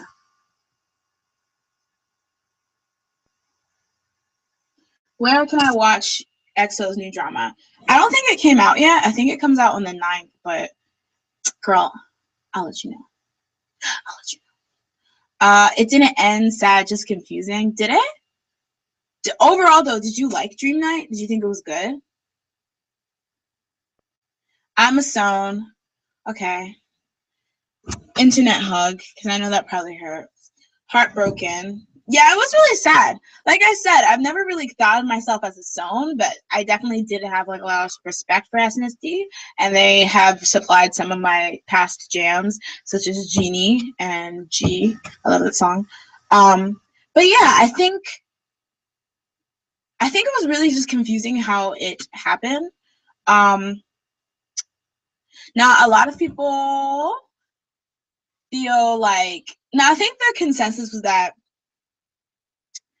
Jessica got kicked out because she basically what I heard was that Jessica got kicked out. I feel kind of hard. Okay, Jessica got kicked out because they actually agreed she was going to leave after one more album, but then last minute she decided she wanted to stay, but they wanted her out because they felt like her heart wasn't in it anymore. Despite what reasons that Jessica got kicked out, I definitely think maybe it was a bit of a shock for her. And I know a lot of people think she was messy, how she went to her, is it pronounced Weibo, the Chinese Twitter thing, and she just, said, "Hey, I was kicked out of SNSD, yo." But I think I don't blame her for her actions because I feel like SM, if they had to throw, and this is not me taking sides, this is just me unbiasedly looking at the situation. If they had to throw somebody under, because this split, no matter how maybe they could have made it look amicable, but like I feel like no matter what happened, somebody was going to be the one to blame. Someone was going to be the aggressor. Someone was going to be the victim. So I feel like with SM, they would have rather thrown Jessica under the bus than SNSD. So I feel like the reason why she went around and did that way is because, and kind of started being more of the aggressor, was because I feel like if she just sat there and did nothing, SM would have easily tried to paint her as the bad one. Because what's more important, saving SNSD name as a brand, or is just like making sure Jessica's not thought badly on? Like I feel like if you think about it, it makes sense to try to keep the image of SNSD as a whole positive rather than Jessica. Because on top of that, Jessica has her stands that will follow her no matter what. So as long as she keeps those stands on her side, it doesn't really matter what like everyone else thinks about her. But yeah,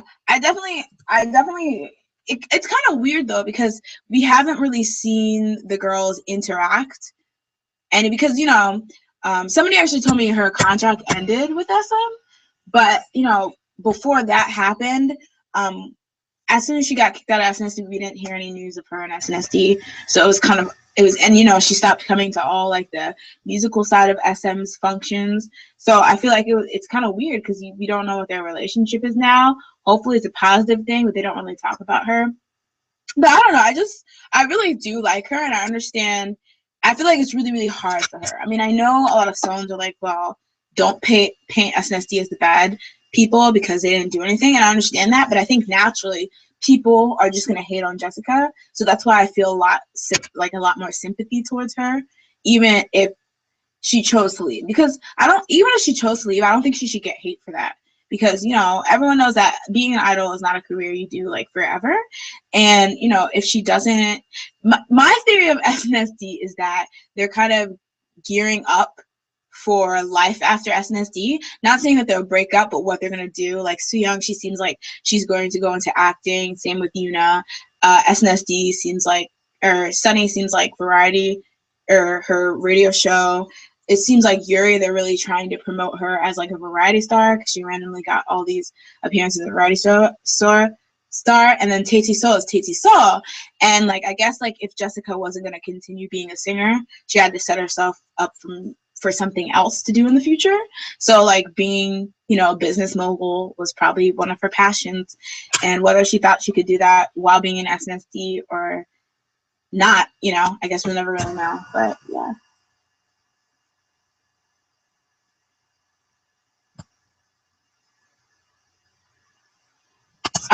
What are some obscure, lesser-known dramas and idol groups that you can recommend?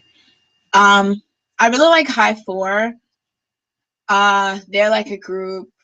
They're the group that kind of got popular, I guess. I guess they're not as Nugu, but they kind of got popular when they came out with that spring song with IU. But after that, nobody really cared about them. So, but I think their music is really, really good, personally. I really like, let's see. I'm trying to think about some of the I like Hot Shot. I like them too. I'm trying to think girl groups though. This is not an idol group, but J Rabbit. They're like an indie group. They're like, I think they're sisters, but I'm not sure. But they have this really like organic indie sound, and the main singer, her voice is so cute. Urban Humming Stereo. They were a duo, but unfortunately the female in the group died. So I don't think they release music anymore, but they're also really cool jazzy music. Classici, they're not really unknown, but I guess they're kind of fading away. If you know Alex, he's in Classici. As for lesser known dramas, K dramas or J dramas? Do you have any websites to recommend to watch Korean variety shows? Drama Fever. Yeah, K-Show Online, Viki.com. I'm trying to think. There used to be, back in the day, there used to be so many like subbing teams and stuff like that, and you could go on YouTube and find their things. I would say just like look things up on YouTube. Like, do you want like a list of variety shows that you can watch? Because I feel like the easiest thing to do is, rather than going to a site to find variety shows, find a variety show and then trying to find where you can watch it is the best. But yeah, I would say K-Show Online. Some variety shows that I really like is Abnormal Summit. I think I talked about it. Infinity Challenge. Okay, listen. Running Man is really, really good. But as much as I like Running Man, surprisingly, Infinity Challenge is so much funnier. Like, no offense to Running Man, because it has my bae Kwang Soo, but like I feel like a lot of people disregard it because it's just like a bunch of old men comedians. So like they don't have like how Running Man has. I'm just comparing Running Man and Infinity Challenge because UJ sucks on both of them. But like how Running Man has like a lot of guests, I don't think Infinity Challenge has as many, but it's so funny. Like, literally, it's so funny. And Haha's on it. Donnie from Weekly Idol. Where is it, Connie? Donnie. Yeah? Donnie Connie? Cheongdong? From Cheongdong? Cheongdong? Is it? From Weekly Idol. He's on it. It's just really, really funny. High Four collab songs with Lim Kim. It's so cute. Everything is so cute. KBS YouTube channel. Yeah, KBS, that's what's up. The fact that they literally got Hello Counselor on there, ready to watch, like that they're doing it right. I think a lot of, Korean entertainment labels, broadcasting stations should invest in I know a lot of them have, but like subbing popular variety shows on YouTube. That really doesn't work in the UK. I don't know.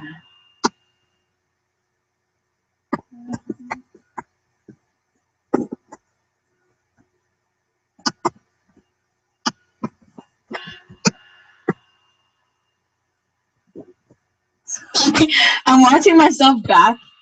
My face is greasy, guys. I'm just on this.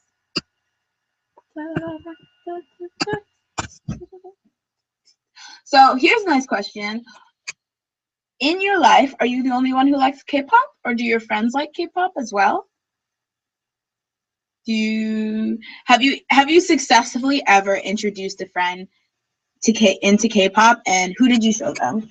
I think I was the one of my friends who's like she's like a super K-pop fan. I think it was me who introduced her, and I think I showed her Big Bang and 2NE1, the lolly lolly lollipop, and she really liked that. And ever since, we've both been like K-pop stans. I remember we used to, on the bus to school, we used to watch.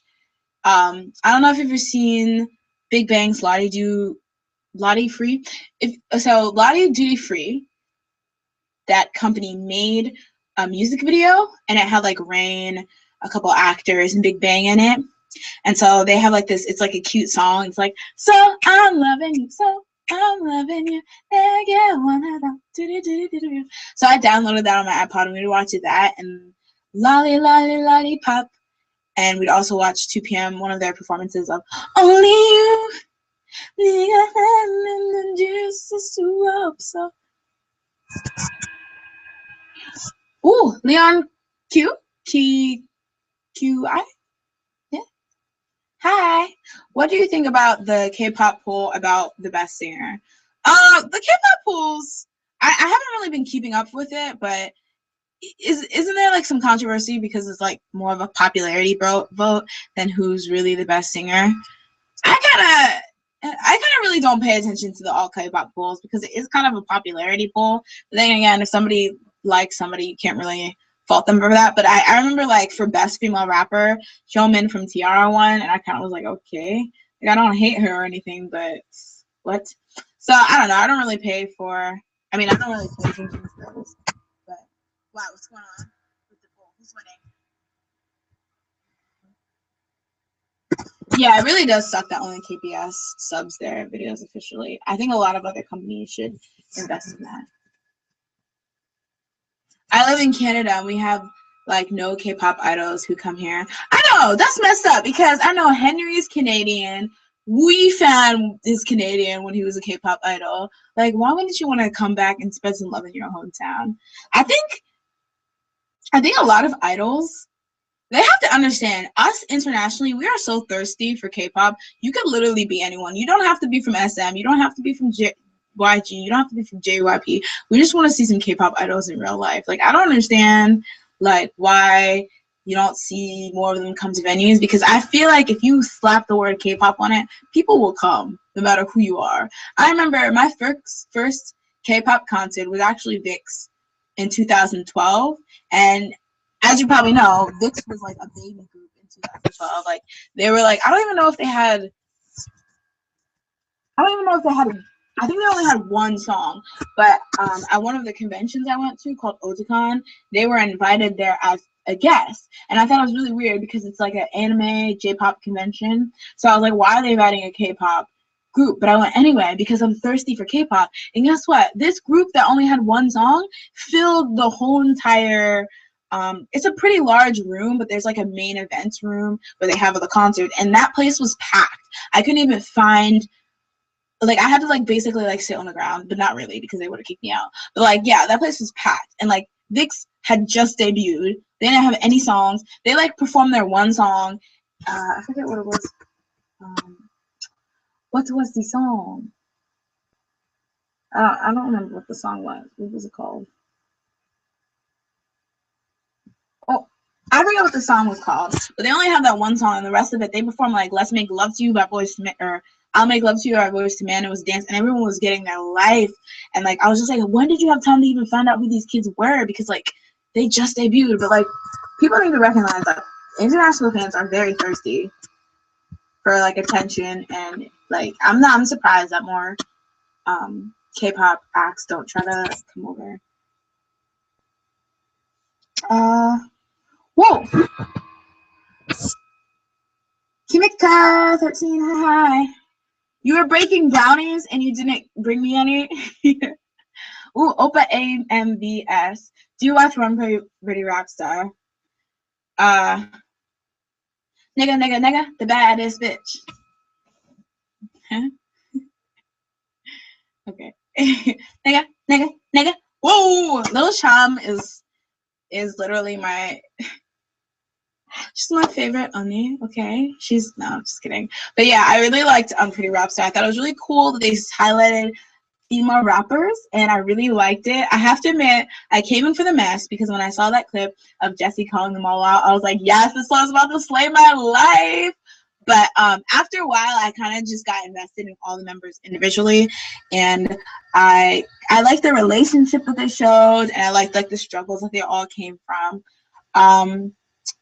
And I don't know, I really liked it. I think it's really awesome that all the girls from Unpretty Rap Star are starting to get really popular and like relevant. I think that's really cool to see like a female rapper get like their popularity. I don't know. Why do you like K-pop? And who was your first favorite group and solo artist?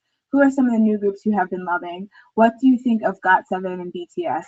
Are they bae or not? GOT7 is bae. Literally, GOT7 gives me so many good feelings because it honestly, I don't know why, but they remind me of early 2PM. And 2PM debuted in about like 2008. So that's when I was kind of new to K-pop. So it kind of gives me that new feeling. So I kind of, honestly, I kind of like, I know a lot of people are like, oh, well, you know, groups should be individual, but I kind of like when groups remind me of other groups because it kind of takes me back to like that time in my life where I was carefree and young. But yeah, I freaking love GOT7. Junior, GOT7 is bae, but Junior is bae. Like he's triple bae. And Mark, oh my god. And I really like GOT7. I don't know, they just give me like a really happy feel good vibe like 2PM did when they were originally when they first debuted. And I think they're really funny and I think they're all cute. And I don't know, I feel like they're gonna be like one of my new favorite variety K-pop groups. And I really like Stop It because it was very 90s boy band and I'm obsessed with 90s boy bands. Why do I like K-pop? Woo! I don't know. I think I like the structure of K-pop. I don't know what that means.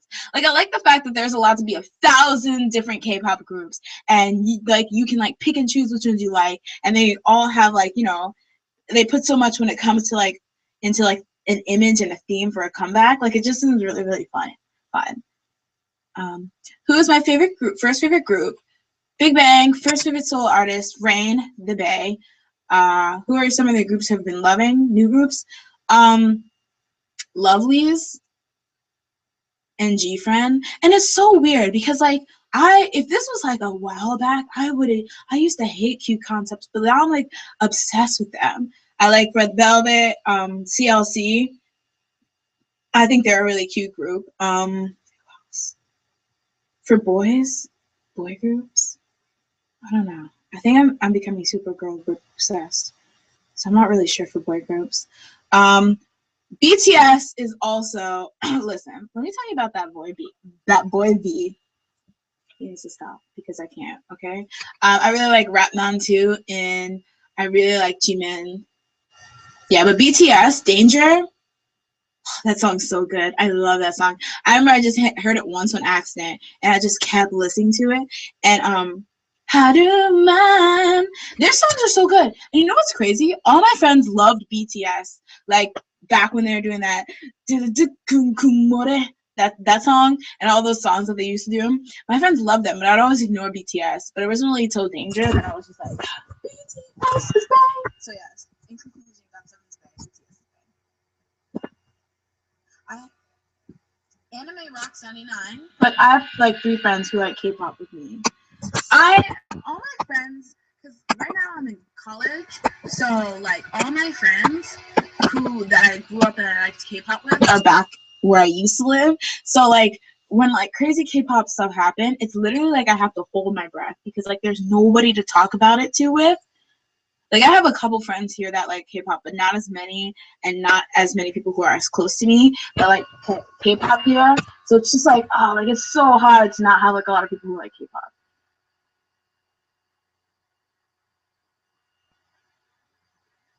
It was DBSK's Neurotic that claimed me and my friends in the K-pop world.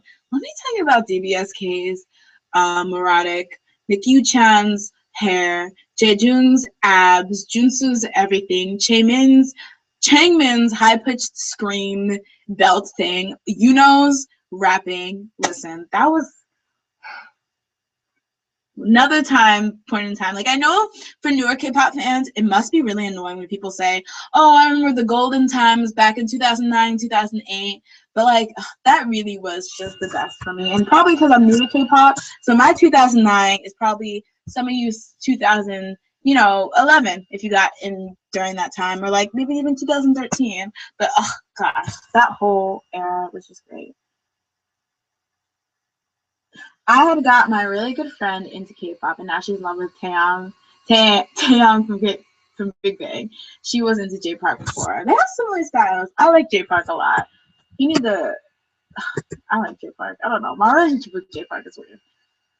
Changed schools recently, so not many K-pop fans, but went to Korean class this week for 3 days and found a whole bunch of K-pop fans. Woo!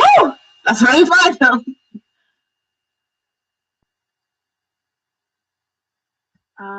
Wish they would do some K-pop conventions over here too.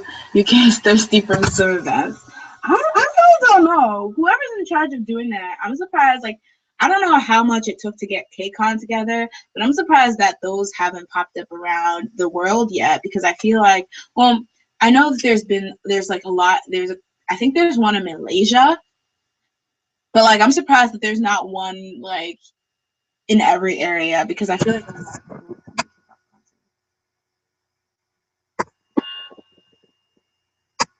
still kicking myself for not being able to come to BAP's concert in London last year. How much is a typical K-pop concert? Because besides Fix, I've never been to one. I was gonna go to the AMG concert, but I had something to do. How much are they usually? I would so bring you brownies, but I don't know how to send them for the internet through the computer. Likely story. All right. What do you think about Lee Min-ho's and Susie's relationship? Honestly, everyone's okay with this couple, but not Taeyeon's, which is so messed up. I was actually talking about that. And the thing is, this is a key example when, okay, so SM groups are known for having a lot of stans and a lot of hardcore fans. That's why when it comes to physical sale albums, SM, it's always like they knock everyone out of the park. Like for whatever groups that would be in their comparison, SM fans always slay. I mean, SM groups always slay physically. But the thing is, I feel like it's a double-edged sword, because while you have a lot of super fans that will, you know, do stuff like buy anything you're a part of, they also are the ones that are least likely to accept stuff like that. So I feel like Susie, on the other hand, she has a lot of stands. She has a lot of guys who are obsessed with her, and I'm sure Lee Min-ho does too. But I feel like first of all, Lee Min-ho, he's an actor, and so I feel like actors don't like attract as possessive fans as idols do, because like actors, their number one thing is to act, but idols, yeah, they're singers, but they're selling themselves, like they're selling their whole image, because mostly idols don't usually just stay in singing. They're usually trying to be variety stars, producers, blah blah. So I feel like Susie, the way she is, I feel like she's more marketed as an actress. So that relationship, and the fact that people perceive them to be on the same level or whatever. So I feel like, you know, there's some people who are bitter, but overall, because they don't have as hardcore possessive fans, it's fine. Taeyeon being like the most popular out of SNSD, and Baekhyun being the most popular out of EXO. Now, a lot of people like to blame it on the fact that they were flirting with each other via Instagram, but I think it has a lot to do with the type of fans they have. And this is not me judging you if you're Taeyeon or Baekhyun stan. I'm not saying you are particularly possessive, but they have a lot of possessive fans because they're really big stan attractors, because they have like really perfect idol personalities, and the fact that they do really good fan service and they're very playful. So I feel like I get why I don't agree with it, but I kind of understand why Baekhyun and Taeyeon's relationship ended up the way they did versus Lee Min-ho and Susie's relationship. But I also don't think it's fair. Like, I know a lot of the people are congratulating Susie and saying it's so cool how cool and chill she is, talking about Lee Min-ho. But like, I feel like Taeyeon nor Baekhyun would ever get a chance, because even if they tried to be cool about it or be mature about it, people would still bash them. So I think it's really bad. Junior is bae. Red Velvet's ice cream cake creeped me the hell out. It did, but tell me why I'm obsessed with that song. Like, I freaking love that song. Like, it's like, it almost sounded bad, but it didn't. I like it.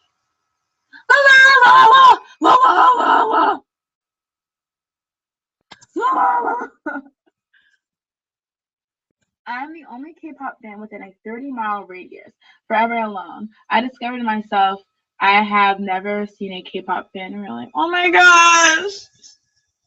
I was like, that must be the hardest. Like, it's one thing to flip out over Twitter and like Tumblr, but like to be able to do it face to face with somebody is like, that's why we need more like K-pop conventions so K-pop fans can meet and flip out together.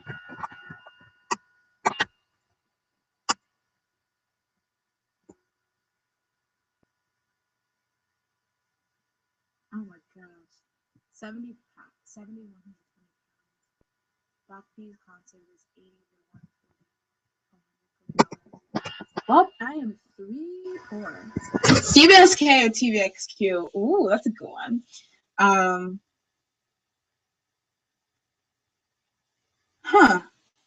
Well, that's hard.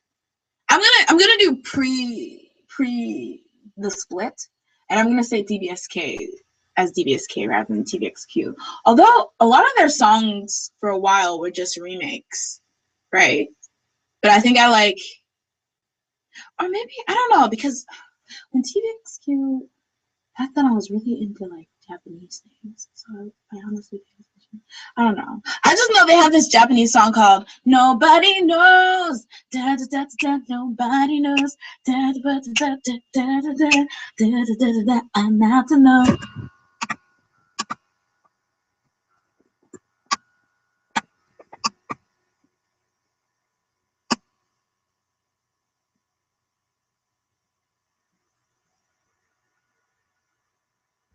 That was my life. If DBSK was still 5, imagine what could have been.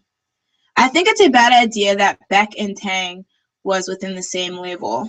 I don't think it was bad. I feel like if you're gonna date somebody, date within the label, because then you can date in the SM building. But no, I think the only bad thing is that like I don't think anyone ever thought that somebody would be dating within a label, because a lot of like companies like YG, JYP, and SM like to push the image that they're a family. So like there's no need to worry, like to possess with fangirls and fanboys, there's no need to worry because they're a family. So I feel like them being revealed to be dating kind of opened up the idea that people do date within the company, which I feel like put a lot of fans on edge, which stop caring. Just look at me.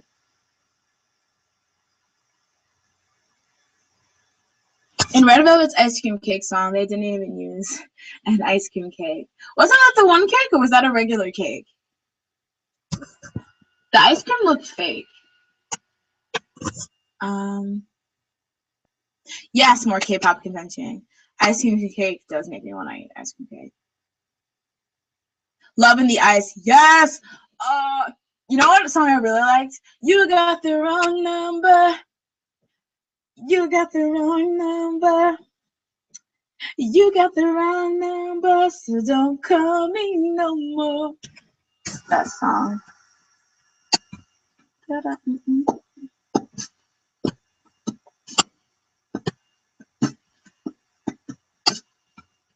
So it's taking me so long to catch up with you guys' comments, but like, fortunately, I'm flat.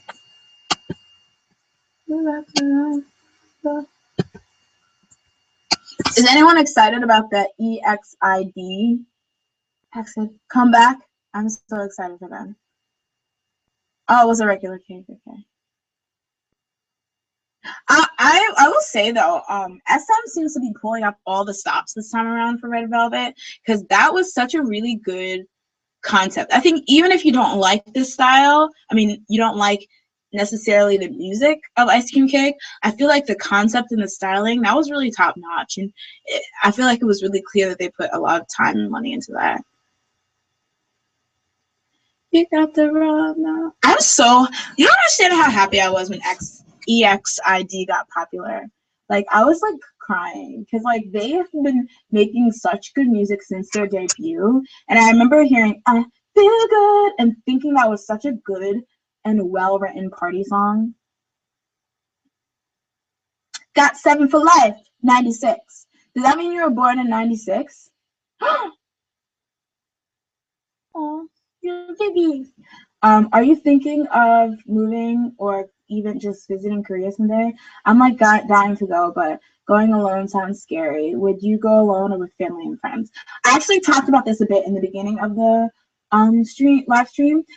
But yeah, I wanted to go study abroad. I was going to study abroad there, but it ended up not working out. But some of my friends, we've kind of been trying to work out a way to study abroad at the same time, because similar to you, I think it would be a little bit too overwhelming to go all by myself.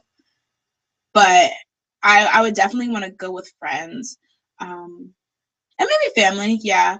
But I don't know. I would really like to go just to see, because the Korean food be bomb. Like it be the bomb. Like literally there's a lot of Korean food places where I live, and it's just like so good. So I feel like being able to just have it every single day would be the best. Did you watch Dr. Ian, which has Dara from 21? No, I haven't. Somebody lead me to it. I can't find any links. I heard she's doing a really good job, and I always thought that Sandara, she gave off a really actress vibe, so hopefully she excels in that, just because it doesn't look like 2NE1 will be very active as 2NE1 in the coming future, at least for a while. So I feel like all of them, I really hope they find something to do in the meantime. But the controversy with Red Velvet's and Vito, do you mean the happiness one or ice cream cake? Because the happiness one, if SM did that for media play, that was low. But for ice cream cake, I know a lot of people are saying that ice cream cake is actually a sexual song. And it's like a double entendre or whatever, or it has like a double meaning. And if that's true, Gary is like 1 year old, so no.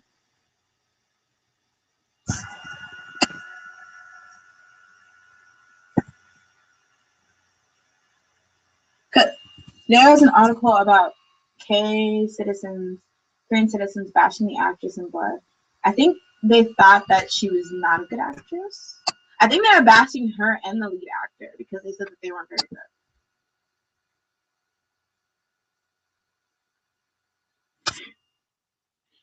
My mom wants me to do the teaching English in Korea after I graduate, like Simon and Martina from Ichikuchi did.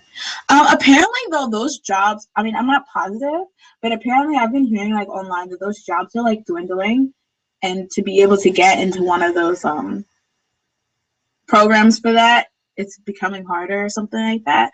But you should check out OK Kel. She has a Tumblr called Chocolate and Water, and she kind of talks about that. She currently is teaching in Korea, an English teacher in Korea, but she is moving to Germany soon. And then Rooney from elsewhere, I think .tumblr.com, or Rooney is elsewhere.com, tumblr.com. She also used to teach in Korea. So you should look up those two girls because I feel like they have a lot of insightful stuff.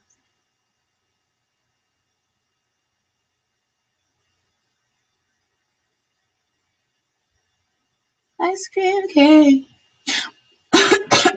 What do you what I'm dying. What do you guys think of K fans that aren't Korean? Or I guess K-pop fans wanting to become K-pop stars. Do you think that's a ridiculous thing?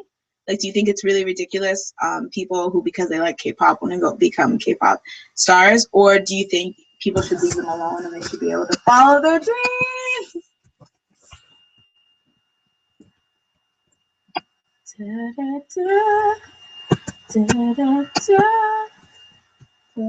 And because I don't know, the idea of being an idol seems fun, but I feel like all the negative parts of it is just like no.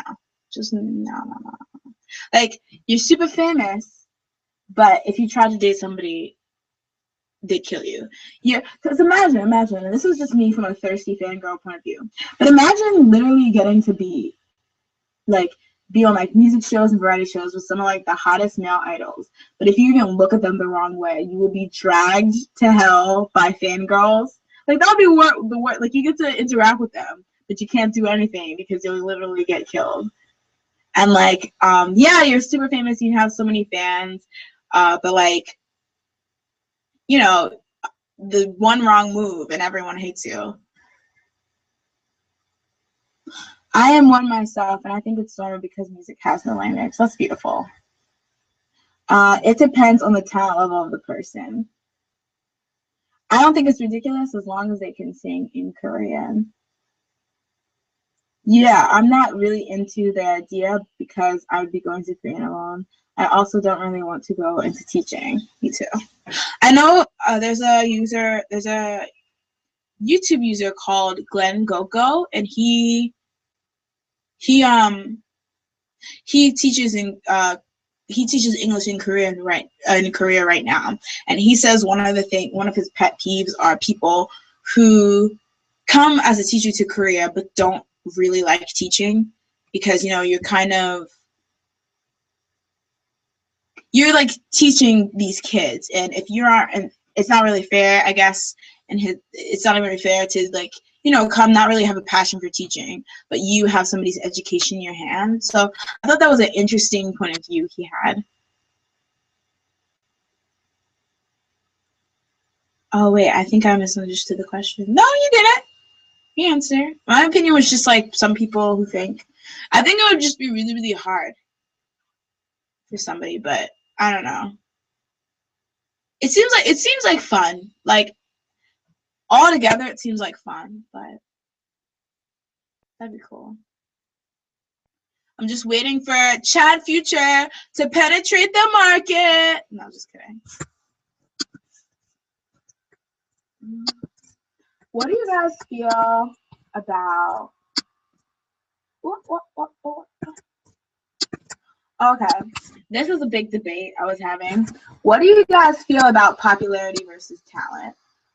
Now, a lot of people get bashed because there's some idols who are popular who have no discernible talents, which I think that's fine. What I don't like is that somebody who does have talent being ignored because they aren't good looking. Oh, sorry, I didn't explain that way. There are some idols who are very good looking but have no discernible talents, which are popular anyway, versus people having a lot of talent but aren't popular because they aren't good looking. Now, I could literally care less if somebody got popular just because they're good looking. Because let's be honest, that is technically a talent. That's a way to attract stans. And I feel like what companies think about when they debut an idol is how many people would like this person and how many fans they could attract. And if this is because of their face, I feel like that's a legitimate reason. What I really hate, though, is people who are ignored or, their talents are ignored because they don't have a certain look. I really hate that.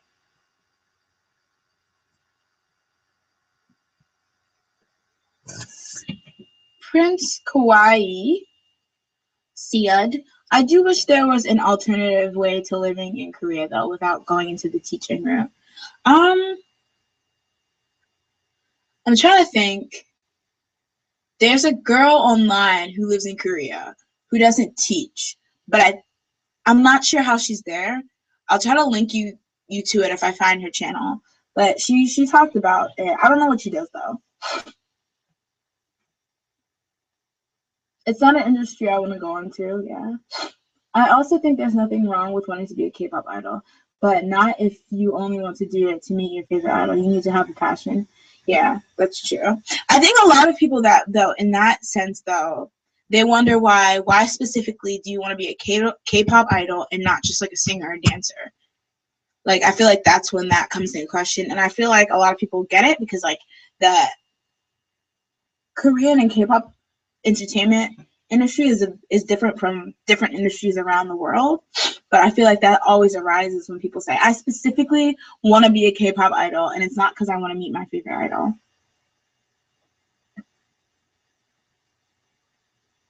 Eggnom is so good. Oh my god, I'm gonna cry. I love Eggnom.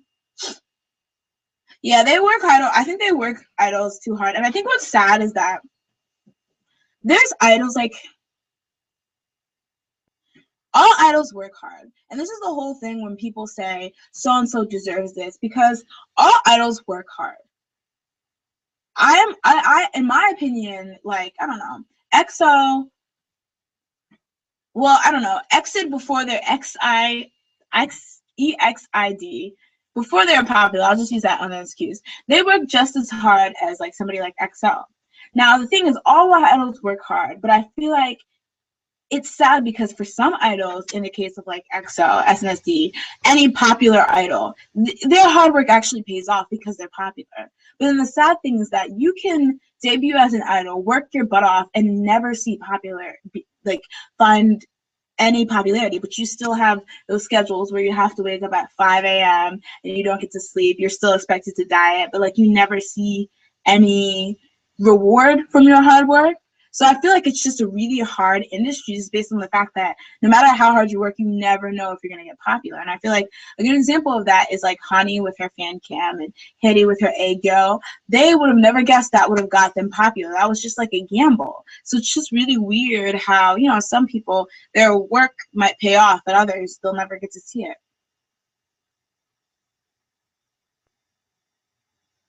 You have to get a regular job to live in Korea and not teach. But like, that must be hard. After School Love is so good. You know the theme song? My week's been rough and long. My week's been rough and long for no reason. In need of something to believe in. I really like that theme song. Yeah, Eric Nam has a really good voice. I wanted to see him in concert because he came to NYC in like March, but I couldn't because I was busy that day. I really hope Eric Nam gets popular though, because he's really cute and he's so sweet. Sweet, sweet, sweet, sweet, sweet.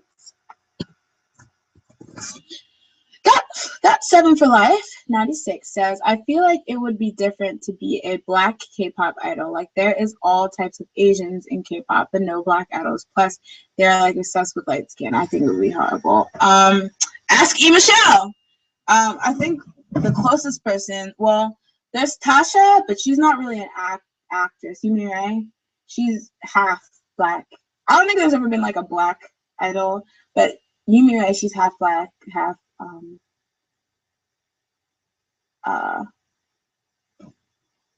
Korean. Why did that take me so long? But I feel like she benefits because since she's a hip hop rapper, it's not. I mean, I'm. Don't get me wrong. I feel like there's no way she could have been discriminated against, because of how she looked. But I feel like maybe it works towards her because she is a hip hop act. So people are like, oh, black hip hop, authentic or whatever. And then there's Insuni, who is a singer, and I feel like she's actually openly talked about, you know, overcoming the fact that she's mixed. And then our most recent girl, E. Michelle, she was on K-Pop Star, and I'll never forget E. Michelle because she actually got really far in K-Pop Star, and she ended up signing with YG, who was gonna debut. Okay, so when she was in K-Pop Star, she formed this group called Two Pearls, and Park Jimin was in it, 2 other young ladies. But then Park Jimin ended up going to JYP, and so the rest of the Two Pearls and Ihai went under YG. And I think at one point YG was going to debut them all under Two Pearls, but then he ended up putting Ihai out first. And of course, everyone knows Ihai and her 1 and 2 and 3 and 4 got really, really popular. And I feel like that maybe had a hand in it, but then they ended up just disbanding Two Pearls, which I thought was so cheap. So I feel like she came really, really close. She did come out. She did end up debuting with a song under her school's company, but you know, it's different. Debuting under a company like that is much different debuting under YG, like a mainstream. Like if you debut under YG, people will know who you are. So I feel like, I don't know. I feel like she was the closest, and look what happened to her. So I feel bad for trainees that work for years but are never launched. Oh my God. I was thinking about that because Sugi from Red Velvet, she recently talked about on a show how she trained for 7 years and that was hard. And, you know, Suho trained for a long time. Jo Kwon, I feel like he did 7 years too. But I feel like as much heartbreaking as that story is, I feel even worse for those kids, like, think about it. They did their 7 years, but they got to get to a place where they can tell people, oh, I trained for 7 years, but now I have a shot. There's some people who've done those same 7 years who are right with them who never got a chance. And I feel like that's what's so sad about the trainee life, is that, like, you can work as hard as this person, but, you know, if they don't see anything in you, you can get kicked out. And then, you know, I think it has to do with a lot of people have it factors, because not all the time are the trainees that debut the most talented ones. But they get to debut because, like, they either have potential, or they have, like, an it factor, or they have, like, a stand attractor vibe. So, like, this kind of goes back to, like, people who, you know, looks over talent, talent over looks. I feel like I would be most offended in the term of somebody's looks winning over talent if I knew overall I was more talented than somebody, but they got chosen over me and I got cut because of looks. Like, that would hurt me. Would you want to be a K-pop idol? No! It seems really fun, and I feel like it would just be really fun, the idea of being a K-pop idol. But at the end, a lot of the stuff they go through, such as, especially when it comes to dieting, no. I like my chicken.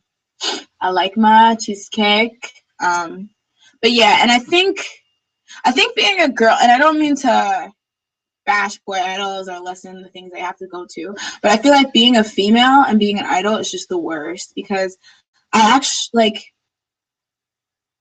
there's just so much room for bashing, and with girls, you're always being compared. Like, guy idols are allowed to just exist and chill, but girls, they always have to be like, well, if you're pretty, there's somebody who's prettier, or if you're this, there's somebody who's thiser. And I feel like there's too much comparison. Like, there's just so much bashing, and I feel like for girl idols especially, you make one wrong move and you're out of here. Like, for example, GD, he had his marijuana scandal, but he's still one of the most famous idols. Bomb has a scandal with drugs.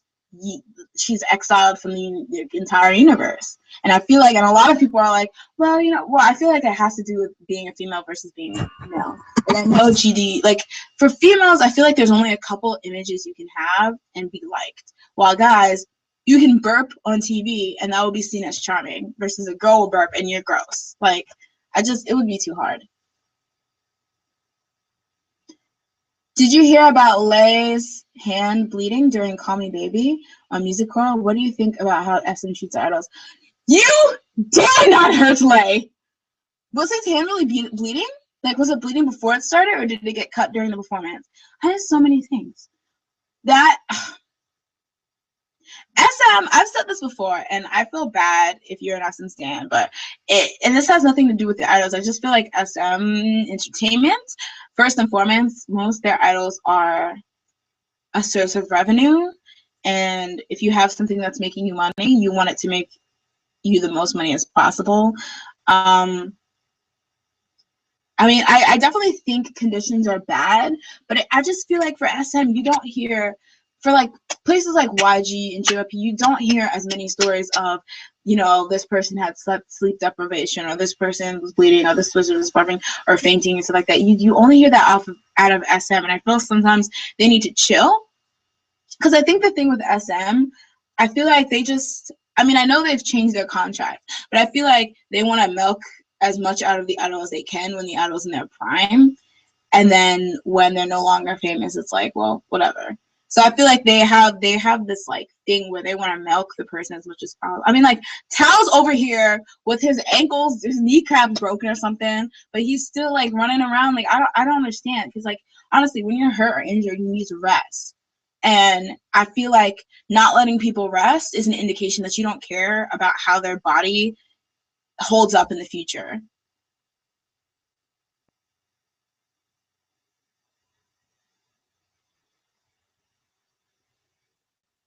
The thing is, sorry, new question. The thing is, these labels only recruit other Asian looking or half Korean trainees. So I feel like others who wish to break into the K-pop idol life are shut out before they even really get in. I think that's true. And honestly, in my opinion, I feel like they have no intention in really opening the market to people who aren't any type of Asian looking, which is, I guess it's fine, because honestly, I come from the US where, like, you know, it's really hard for an Asian person to make it big here. So it's nice that they have somewhere, if they're Korean, like Korea or whatever, where they can be big. And I feel like if you start throwing in like other things, they might start becoming, like, you know, oppressed and sidetracked like they are in places like the US. But at the same time, I really wish, if they know that was the case, they want to advertise it like, come to the SM audition no matter what race you are, because you're like, you know, you're not going to pick anyone that doesn't have a certain look. So I feel like it's really, it's fine. I feel like it's fine if they think that way, but don't be misleading in a way. I remember somebody, I forget where I read it, but I read an article about how, like, certain entertainment labels that advertise stuff like that actually have no intention of picking anyone who's like a different race. But like what they do is they want to promote their upcoming idols. So what they'll do is they'll encourage people to come to the audition, but in reality, it's just to promote like their idols. So like maybe, I think somebody mentioned, like, when they were waiting to audition for like SM, they played like EXO's teasers like 1,000 times. So even if you don't get in, you know EXO's a thing. Like, it's like they use that as I heard that they use that as a promotional tool. And now I'm kind of taking a break from stage because of an ankle injury. Really now? Yeah, I mean, I'm glad he got to take a break, but I just really wish I don't know. Like, I think a lot of people, like with Chris and Luhan, I know a lot of people think that they left for selfish reasons, but I wouldn't be surprised if they left for being overworked, because it's like, yeah, maybe they signed up for the idol life or whatever, but who can really foresee how hard you'll be worked into what capacity? And at the end of the day, some people can withstand it and some people can't. I'm pretty much an SM stan, but I know how messed up they are. Actually, I think most SM stans don't like the way SM's idols are treated. Yeah, I know. I think it really sucks, because it's definitely like, and what really sucks is that SM, as terrible as they treat their idols sometimes, their methods work. Because I feel like at the end of the day, they want their idols to be as popular as possible, and want to get them out there as much as they can. And as you can see, it works, because who has which idol? Which SM has the idols with the biggest fan base, and you know, the most fans, and like their idols are always everywhere. So it's like people complain about it, but at the same time, people still come calling back to SM groups at the end of the day. And I feel like it's hard, because if you really like the idols but you don't like the company, the only way you can boycott the company is by boycotting the idols, but you don't want to do that because you like the idols. So it's like, but like their poor methods of treating their idols have produced good results in their favor. So it's just kind of like this messed up, because like basically anything that comes out of SM is guaranteed to be like popular, but at the same time they have a history of treating their idols really bad, versus like JYP, where not everything's going to be immediately popular like the way SM has it, but you know, they give up a better, more relaxed vibe. What is your favorite drama OST? Wait, which drama OST is your favorite? I like the Monster OST a lot myself. Let's see. I like. I think I mentioned this, but I've been watching Birth of Beauty lately, and there's, I think, Jung Hyun from SHINee sings this song, but there's this one song where he sings and it goes, "Oh, I'm in love with you. Da, da, da, da, da, da. Oh, I'm in love with you." That's really good. What do you think about JYPE as a label and JYP as a person? I really like him, but I feel like you would know more since you like K-pop for a while. Ooh, listen, I know nothing. I am garbage trash. Here's the thing. I've always had a bit of a grudge towards JYPE. Okay, I think JYP makes really good music, but sometimes, and you know, he stepped down from being the head of JYPE, so you can't really like, I can't really attack him for this, but sometimes, like back when he was, I feel like if you look at the other entertainment labels such as SM and YG, when SM used to be the CEO, because I don't think Isuman used to be the CEO. I feel like one of the things you see in common that they're the heads of the company and the face of the company, but that's it. JYP, he was kind of like half the head of the company, but he also was an artist himself. So while he had to worry about, you know, his artist, he also had to worry about himself as an artist. And I feel like that can only end poorly because, like, I don't know. I feel like when you have to split your time that way, it just can't end well. And I really thought he was a great songwriter, and I still think he's a really good songwriter. But after a while, I felt like there were certain sounds he really liked that he'd use a lot, which ended up making a lot of his songs sound similar. But I really like what he did for the Wonder Girls, what he did with 2PM. And for JYP in general, Miss A was like, when they first came out, they're definitely one of my favorite rookies and got 7 today. So I think JYPE, they produce idols that, like, they just have like a good feel, in my opinion. They just like they're really cool and chill. I do like JYP, but I always feel a little grudge for him just because what happened to the Wonder Girls.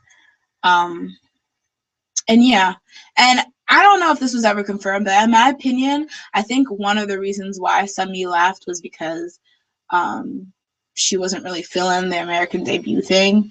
And I don't know. Sometimes I get bitter when it comes about the Wonder Girls and the way they are. I mean, I love them and I'm proud of them and everything they do, but I definitely, and maybe, you know, even if they didn't go to America, they'd still be idols. But I always have this kind of grudge towards JYP because of that whole thing.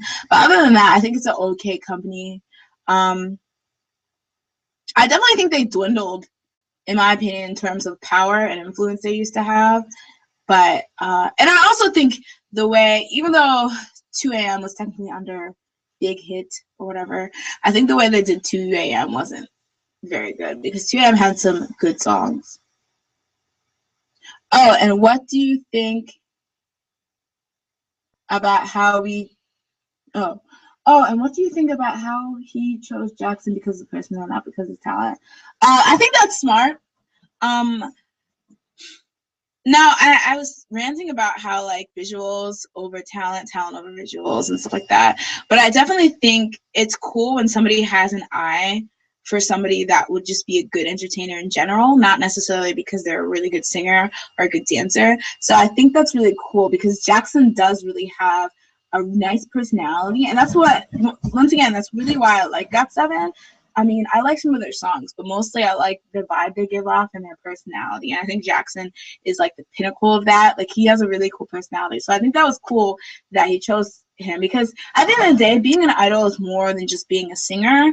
It's also being an entertainer. And I definitely think Jackson's a really good entertainer. In that respect, YG was an artist too. But YG made, like, now, I guess you should say, him being the head of YG or whatever, it's like he's not trying to, like, release an album or whatever. He's just focused on, you know, getting Big Bang out and getting 2NE1 out, and, well, not getting them out because he'd be delaying all those comebacks. But yeah. Do we have any blackjacks? What do you guys think about SNS or CL renewing her solo contract with YG, renewing it solely, I guess. I feel like that might be a big title and there might be more into it, but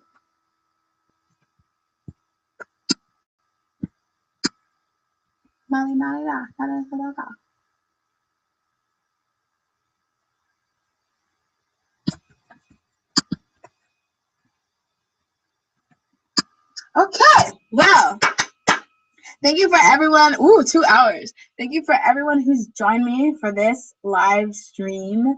Once again, I'm so happy. Thank you guys so much for the 1,000 subscribers. Hopefully I can make really nice videos in the future. I'm gonna wrap this up, I guess. gonna read a couple more comments and then I'm gonna wrap this up. So guys, keep your comments in. I know it's logging. But yeah, I just want to say thank you. You know, this has been really, really fun for me, this live stream and doing this channel in general. And, you know, thank you for all the support and thank you for all the comments that you guys leave, whether they're like about the topics I talk about or just encourage comments saying like my content. And yeah, I just hopefully I can get better and, you know, my video editing can get better and the way I present the topics can get better. And maybe in the future, you'll see me on TV. Like you probably won't. But yeah, I don't know. I'm just really excited and I really like you guys and thank you for the fun the conversation, and see you guys next time. Oh wait. 2 more comments. I also have a site guys where I JYP because the Wonder Girls. Especially because I have had a lot of K-pop friends who paid for the American album in 2009 that was never released. Oh my gosh, I remember that. I also feel like they should have released the American album for the hiatus. Yeah, honestly, that was. I hate playing the blame game, but yeah, that was a really bad move. Like the whole Warner Girls going to America. I get it because I remember nobody was making a lot of waves via the internet. Like a lot of people internationally were getting into Nobody. So I think that's what kind of jump started the idea to bring the Wonder Girls to America. But I feel like maybe it wasn't thought up as thoroughly as they could have. Can I legitimately be a song in a black deck too? Yes, you can. You can. Don't let anyone tell you any other. Like, screw the fan wars. You can like both of them. Do you like EXO's song Promise? Why wasn't that on the album? I haven't really heard it though. I've only watched because I feel like it was too sad because like there was one fan cam with Kai and he was like crying and everyone was crying. So I actually haven't heard it, but they should put it on that one. Congrats again, bye, and thanks for watching. Bye, bye, bye. I was so disappointed when it wasn't on the album. Yeah, I know, me too. Bye. I hope you always do YouTube and even when you go study your career. Thank you. Bye. Thank you for everyone who stayed to the end. See ya. This is always the awkward part where I'm like trying to find the off flag button. See ya.